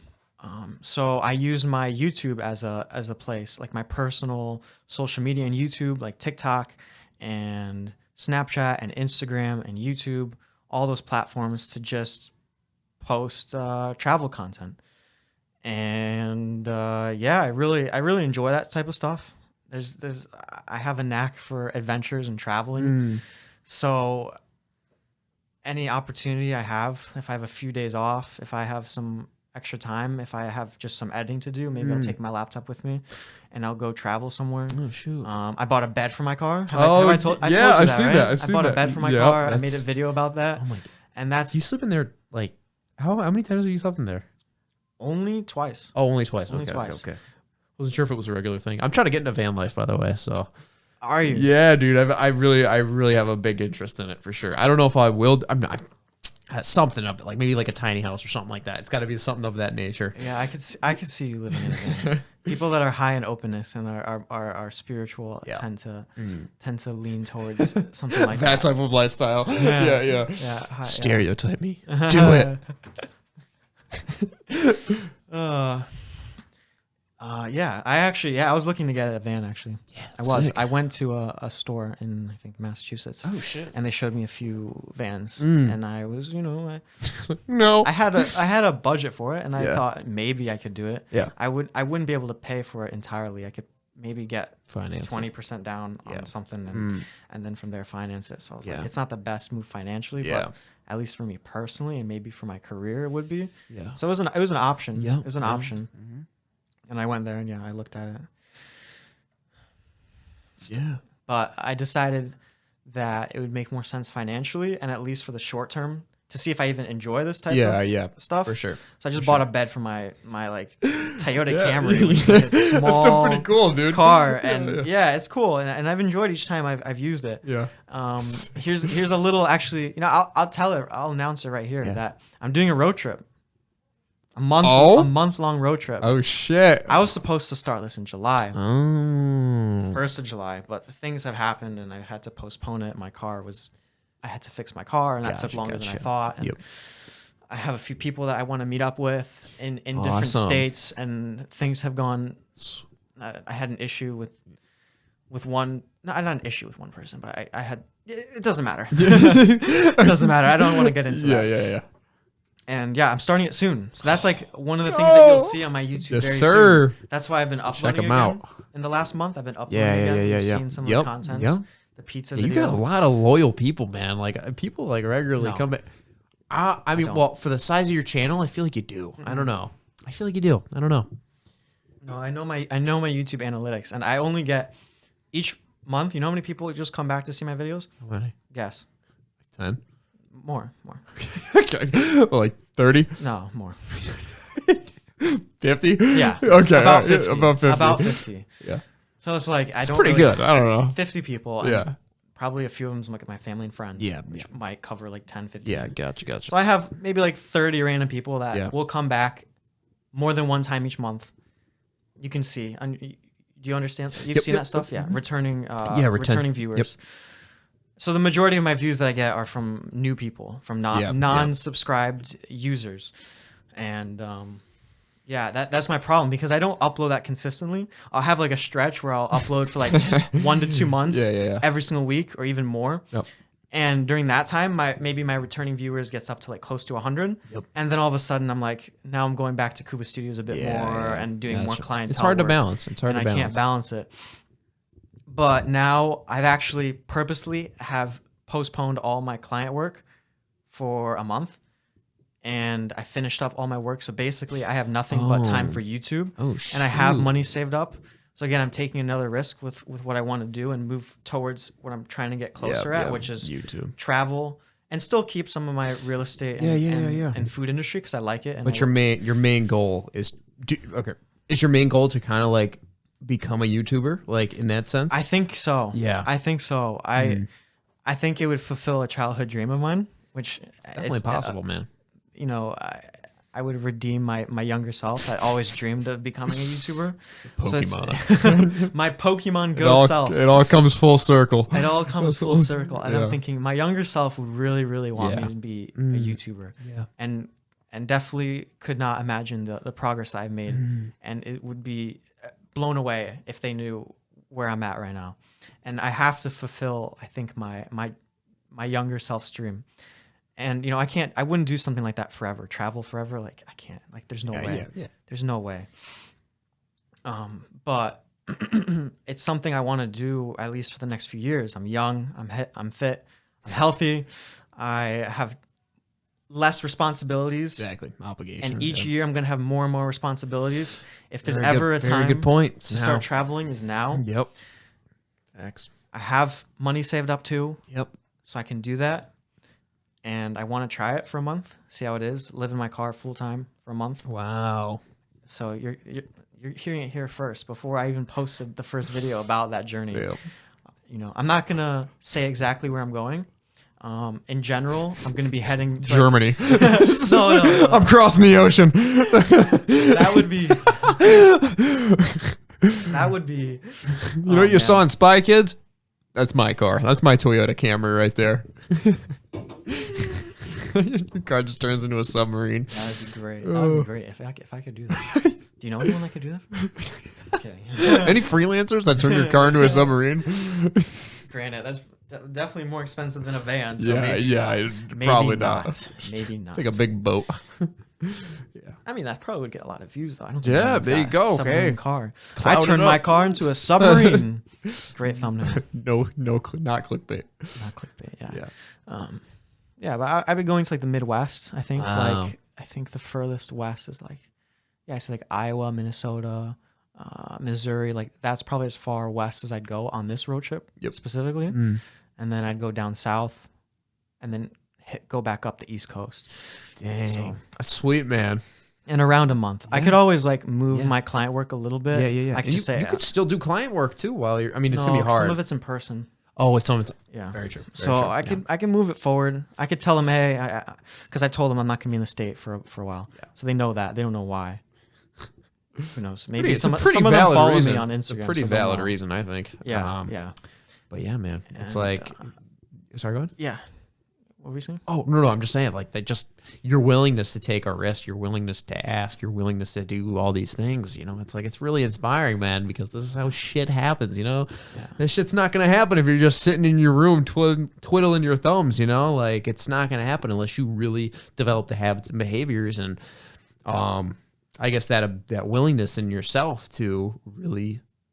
and willingness to invest and willingness to do, that willingness to push forward, that willingness to ask, that willingness to really just push yourself constantly. And that's what I really think you're embodying, man. And like, I really could see, like, you make great videos online, very entertaining. I love watching them. Very intriguing as well too. Like you know what you're doing, you know where you're going, and you know how to do it, which is the most important. You know how to position it, right? You got all the 4 P's of marketing: product, promotion, price, and positioning, I think. Wow, I'm bleeding. So I don't know, I guess. But yeah, man, I think you're gonna kill it, and I think this is gonna be a great journey, and you're gonna experience a lot and grow a lot on top of how much you've already progressed from where your old Pokemon self has come from. Yeah, and I think this is the most confident I've ever been in my abilities. Wow, really? Because I've also, I wouldn't say I've mastered TikTok, but I understand TikTok now. And not only that, you know, I've gotten 55,000 followers on TikTok. Now I've stopped. I haven't uploaded in a while. I hate TikTok, man. I hate it. Really? I'm not a big fan of it. Maybe I'm going to get back onto it. I will. You just gotta find your niche. I might change up my niche. I might continue to post the stuff I was posting before. I don't know. We'll see. I have things to think about on that front. It's a good problem. But I've posted, I help people also post TikToks and give advice to TikToks for their stuff as well. And I've gotten them like hundreds of thousands of views, maybe a million views. And then I've worked and met with people that have like millions of followers and on TikTok. So I know like what they do and how they get all the views. So I understand what it takes. I mean, one is consistency. You got to upload as many times as you can in a week. You need, for me, I like using loops often. I like hooking the ending with the beginning. So it keeps retention rate on TikToks, which is big. if you can have someone that watches the whole thing or even more, some of my TikToks have like 120% retention rate. So they watch it. Many people, some people, and they even comment. They're like 2 times. And you know it's a good one when they comment, I just watched this 5 times and I finally realized that this is a loop. Yeah, you do a really good job of that too. Like it looks clean. Because I actually there's more stuff I could tell you about how I make it so clean, but for the sake of it, I plan it out where it works like that. And then other things is text. Put text on the screen. If you can use text, it's one, it helps someone understand what's going on. One, context. 2, I use like 1 to 3 words. You know, I don't put like an entire sentence in my text. I use like 1 to 3 words when I and putting captions on my TikToks. And what that does is every like half a second to 2 seconds, there's like a new set of words on the screen. So it triggers that short, impulsive TikTok nature where people are short-minded and they have a hard time focusing. So not only am I putting words for them to understand the TikToks better, but also there's more things going on the screen. There's more visual stimulation happening. And so I purposely, even though I have more space to put more words in that TikTok, I purposely might organize it differently. So there's more text. There's less text, per like a second. And a bunch of images, and then I have like a nice camera points at my face when I'm talking. So I add that cinematic and personal element to it. So those are all different little things that add up, and then picking the right topic. That's king. Like if you have to pick the right topic to talk about, the right idea, and if you can do that, then and you have all the other things in place, then that's gold, and that's how I got the 20 million views. Yeah, man. Yeah, that video was the underwater waterfall. Like, what? There's an underwater waterfall? But it's not real. It's not really an underwater waterfall, which is the plot twist at the end of it. There's also a plot twist where you want to shock your audience. I usually try to add one shocking thing, and the thing is that it just wasn't an underwater waterfall, but it appeared as though it was one. And the clips and the videos look like it really is like an underwater waterfall, and it's just in this beautiful island. And I think I hit all the things. Right, all the marks, all the marks on that video, which is why I got 20 million views. Would you say that real quick? Would you say that's like the best video you've ever done? Like in terms of, well, objectively speaking, in terms of views wise, but like that. That's not my favorite video I've ever made. Not your favorite, but like not even my favorite TikTok. I've made other TikToks that gotten like 1,000 views, and I'm like, I love that one, man. Why do people like? Yeah, it's like the best one. It happens, and sometimes you get shadow banned a little bit depending on a few things. Like one time, someone said, "I hope you die," or "I hope," like a really bad comment, and I liked it. Tried to not block that person, but report them, and then they said, "Sorry, this doesn't violate any of our community guidelines." I'm like, this guy threatened to kill me. Are you kidding me? You're good. You're good. You're good. And then after that, my next like few posts, I was shadow banned because I tried reporting someone that wasn't worthy of being reported. Maybe. I don't know for certain. But things like that. So I just leave every comment. I don't. If someone puts something really like, I usually don't try to censor people, but when it comes to killing there is a line that has to be drawn. That's like, at one of the point. lines. That's considered hate speech. Like, you know what I mean? That's beyond hate speech. I'm trying to. I'm threatening to kill you. Yeah, exactly. Joking or not. I'm okay with someone hating on me. I'm fine. I'm fine with hate speech. If you want to put hate comments, I'm fine with that. I don't take that personally. I think some of them are funny when they hate me. One person called me Sid the sloth. The sloth. Yeah, because the shirt I was wearing and the way I looked that day was more pale, and I was like, my eyes were a bit wide open. I'm like, yo, I look like Sid the sloth. Yo, that's kind of funny. So I wore that shirt again in another TikTok because I love the look. Yeah. But yeah, stuff like that. Damn. And so my confidence that I was able to kind of understand TikTok. Snapchat, I got like 7,000 followers, so I was able to learn that. Snapchat, Instagram, I got a few thousand now. Now it's just YouTube. Now it's just YouTube. The only one that I don't have, the one that means the most, and the one that means the most, the one that can get the most money, the one that I can show my personality the most. It's the longest formatted videos. It's the one where I can express my skills, my cinematics. I have way more time to throw in a few different cinematic elements into it. I can travel. I can do a whole day's video on YouTube. There's like so much more possibilities on there. Yep, and I can still do shorts if I want to. Yeah, absolutely. I can still do shorts. Yeah, man. Anything else you want to say, my man? Yeah. Go fuck. A few more. Oh yeah, go for it. Go for it. I guess I'll give you another sneak peek into. Okay. So on YouTube, I'm trying to learn the algorithm as I tried to learn the TikTok algorithm. And I've learned that you need a high click-through rate. You want, a good title, a good thumbnail. That's a priority. That comes even before the video itself. Yeah, for sure. You need to master that. That's the thing that I'm trying to learn is more time spent on thumbnails. Yep. Idea comes first. Because then from the idea you can create a thumbnail and title. So pick good ideas. I haven't learned that the best yet, but I'm learning the thumbnails and titles. And you want the thumbnails and titles to optimize either search. So when you go on YouTube and you search in a topic, that your video pops up first, you want that. So then more people will click on it. You get a higher click-through rate, and therefore more people watch the video.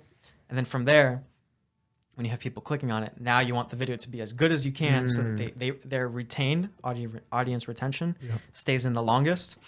And that if they have a high audience retention rate, YouTube will also promote that more, and that person is more likely to click on your next video if they get to the end of that one, or find another video and then potentially be a subscriber and someone that loves your crafts and tries to support you during your YouTube endeavors, and that's a really important part of it. So I'm trying to master the thumbnails and titles. I've gotten a lot better.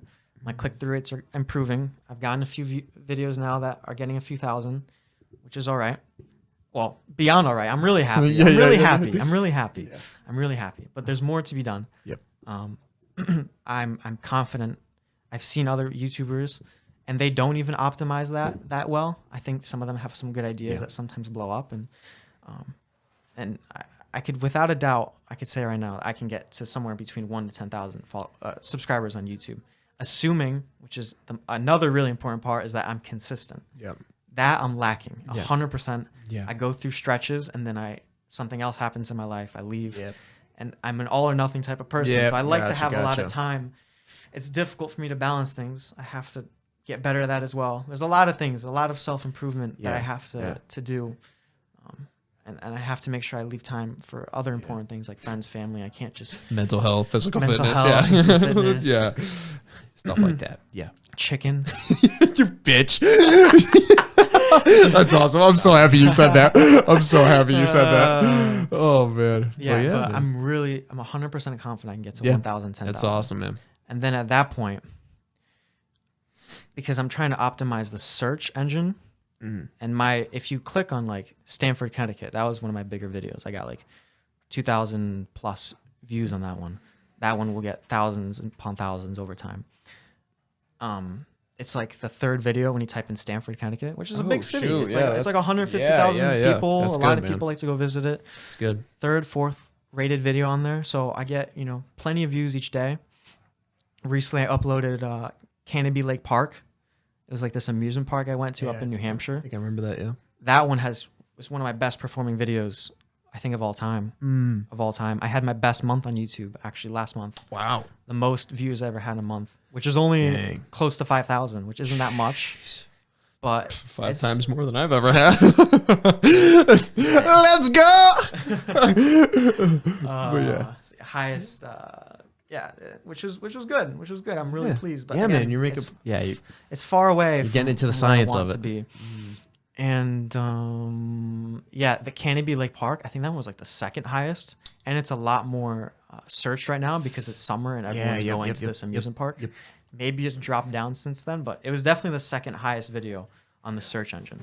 So that's crucial, especially in the travel industry. Relevancy, is relevancy and being at the highest, one of the first people that you see when you search those topics. And once I get to at least 1,000 subscribers, then I will transition to trying to get on people's homepages and suggested, which is a whole other ballgame. Wow, damn. Now you need a general topic that anyone can click on, that if they see on their homepage, they'll click on that as opposed to the other 7 or 11 other videos that they see of their other favorite creators. You have to stand out. And to do that, you have to pick a really good topic that's general, have a really good thumbnail, and you have to have just great audience retention on that. The sneak peek, I'm trying to test out the waters on that a little bit. So I did a video called, that hasn't been released yet. It will be in like a week or so. It's fine. I'll talk about things that can be put on this. I did, what's the title of the video is going to be called, I did DoorDash for 24 hours straight. Oh, that's sick. I legit did that. 24 hours straight, DoorDash. Wow. And that's it. And that was it. That was a crazy experience for those 24 hours. I was in some sketchy areas at night, bro. Like all day. Yeah. That's all I did. And my goodness, I was pumped for like the first hour or two.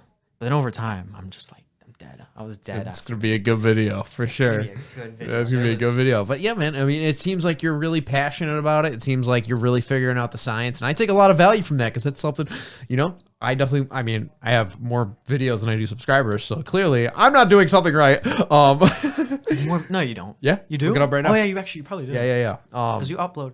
That's the thing I find most admirable about Cal is I don't have the consistency. I talked about this. When I see every single day on my subscription, almost every single day, because you don't do daily anymore. No, not anymore. Last year I did. Almost more often than not. In my subscription page, I see Cal. And I'm like, great, I'm happy. I rolled my eyes a little bit there, but it's like, it is a little bit annoying. A little bit. Yeah. You're just like, fuck off, dude. I think it's more annoying that I'm like, this guy's making more than me. Yeah. And he's doing well. Yeah, we're making different content. A little bit of jealous. Yeah. But in a healthy way. Yeah, it's like, I want to get to your level. Exactly. I look up to you in that sense. Thank you, man. I appreciate that. Yeah. We've been friends for a long time. I respect you in a lot of ways, and I'm guessing you respect me. Maybe not in other ways. Not in sexual ways, dude. No, I didn't mean it that way. Oh, okay. I meant when I was. Never mind. Just because I gotta clear my name now. I was looking at the camera as like when you said if I respect you, it was more like yeah, dude. I totally respect Cal. No. Fuck that guy. No, Cal's like I respect him the most. I'm kidding. I respect you. Yeah. I respect you. No, but no, I think you're a great friend, and glad that we're still in contact with each other after high school. Definitely got to reach out to you more in terms of, video editing and the like, start asking more questions, not being a pussy.